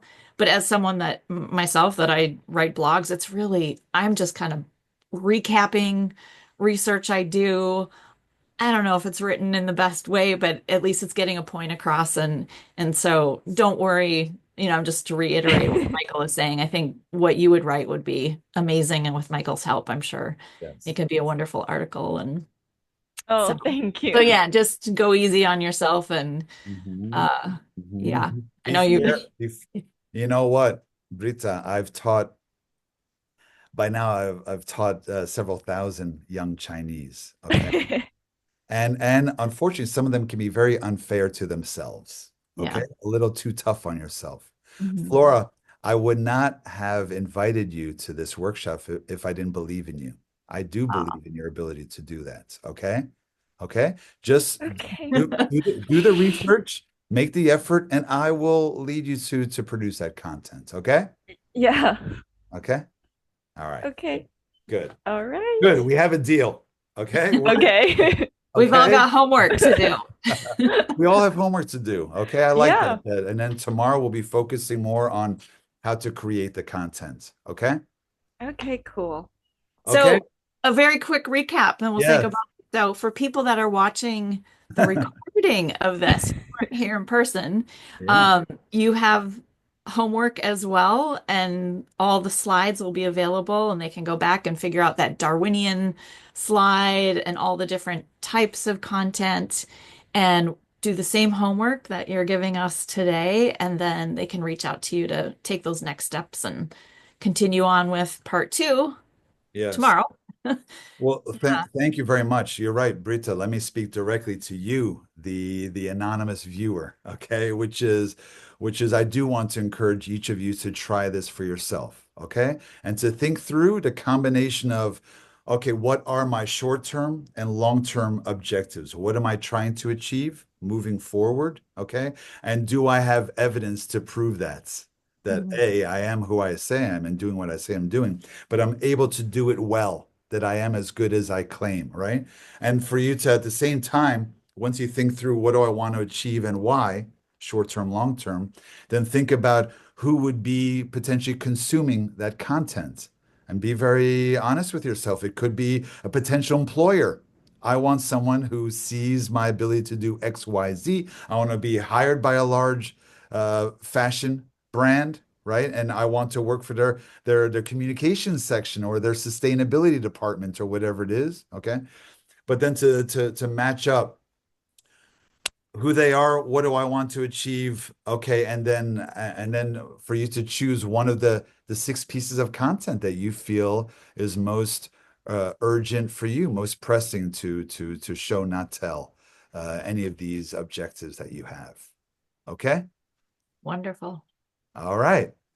This is Thank you, Michael. yes. Thank you, Flora, for sticking it Thank you, out. Brita, And Yes. Michael. yeah, we'll see you tomorrow. And we all got to go do our homework. Yeah. Okay. All right. Until tomorrow then. See you Enjoy See you. the tomorrow. day. Yeah. Bye-bye. Bye bye. Bye. Bye. See you, Flora. See you, Britta.